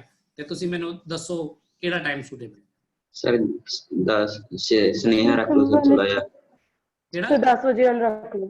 10 ਵਜੇ ਰੱਖ ਲਓ ਸਰ। 10 ਬਿਲਕੁਲ 10 ਵਜੇ ਕੱਲ ਆਪਾਂ ਮਿਲਾਂਗੇ। 11:30 ਵਜੇ ਤੱਕ ਲਾਜ਼ ਆਫ ਮੋਸ਼ਨ ਨੂੰ ਆਪਾਂ ਗੱਲ ਕਰਾਂਗੇ। ਕੋਸ਼ਿਸ਼ ਕਰਾਂਗੇ ਕੱਲ ਥੋੜੇ ਨਿਊਮੈਰੀਕਲ ਟਾਈਪ ਆਪਾਂ 2-3 ਤਰ੍ਹਾਂ ਦੀ ਵਰਕਸ਼ੀਟ ਦੀਆਂ ਕੰਪਲੀਟ ਕਰ ਪਾਈਏ ਕੱਲ ਦੇ ਆ 1.5 ਘੰਟੇ ਦੇ ਵਿੱਚ। ਕਾਫੀ ਵਧੀਆ ਤਰ੍ਹਾਂ ਹੁਣ ਆਪਣਾ ਕੰਮ ਹੋਊਗਾ ਕਿਉਂਕਿ ਵੈਕਟਰਸ ਤੁਹਾਨੂੰ ਆਉਂਦੇ ਨੇ, ਮੈਂ ਸਮਝਾ ਚੁੱਕਿਆ ਵਾਂ ਤੇ ਕਾਫੀ ਚੀਜ਼ਾਂ ਹੋਰ ਡਿਟੇਲ 'ਚ ਆਪਾਂ ਜਾ ਚੁੱਕੇ ਹਾਂ, ਕੈਲਕੂਲਸ ਦੇ ਵੀ ਡਿਟੇਲ 'ਚ ਜਾ ਚੁੱਕੇ ਹਾਂ। ਸੋ ਕੱਲ ਆਪਾਂ ਮੋਮੈਂਟਮ ਤੋਂ ਆਪਾਂ ਸੈਕਿੰਡ ਲਾਅ ਨੂੰ ਲੈ ਕੇ ਅੱਗੇ ਆਪਾਂ ਕਰਾਂਗੇ, ਕੁਝ ਕੁਐਸਚਨ ਸਿਖਾਊਂਗਾ ਤੁਹਾਨੂੰ। ਤੇ ਅੱਜ ਸ਼ਾਮ ਨੂੰ ਮਿਲਦੇ ਹਾਂ, ਕੁਝ ਪ੍ਰੋਬਲਮਸ ਲੈਣੇ ਆ ਤੁਹਾਡੀ। Thank you thank you sir.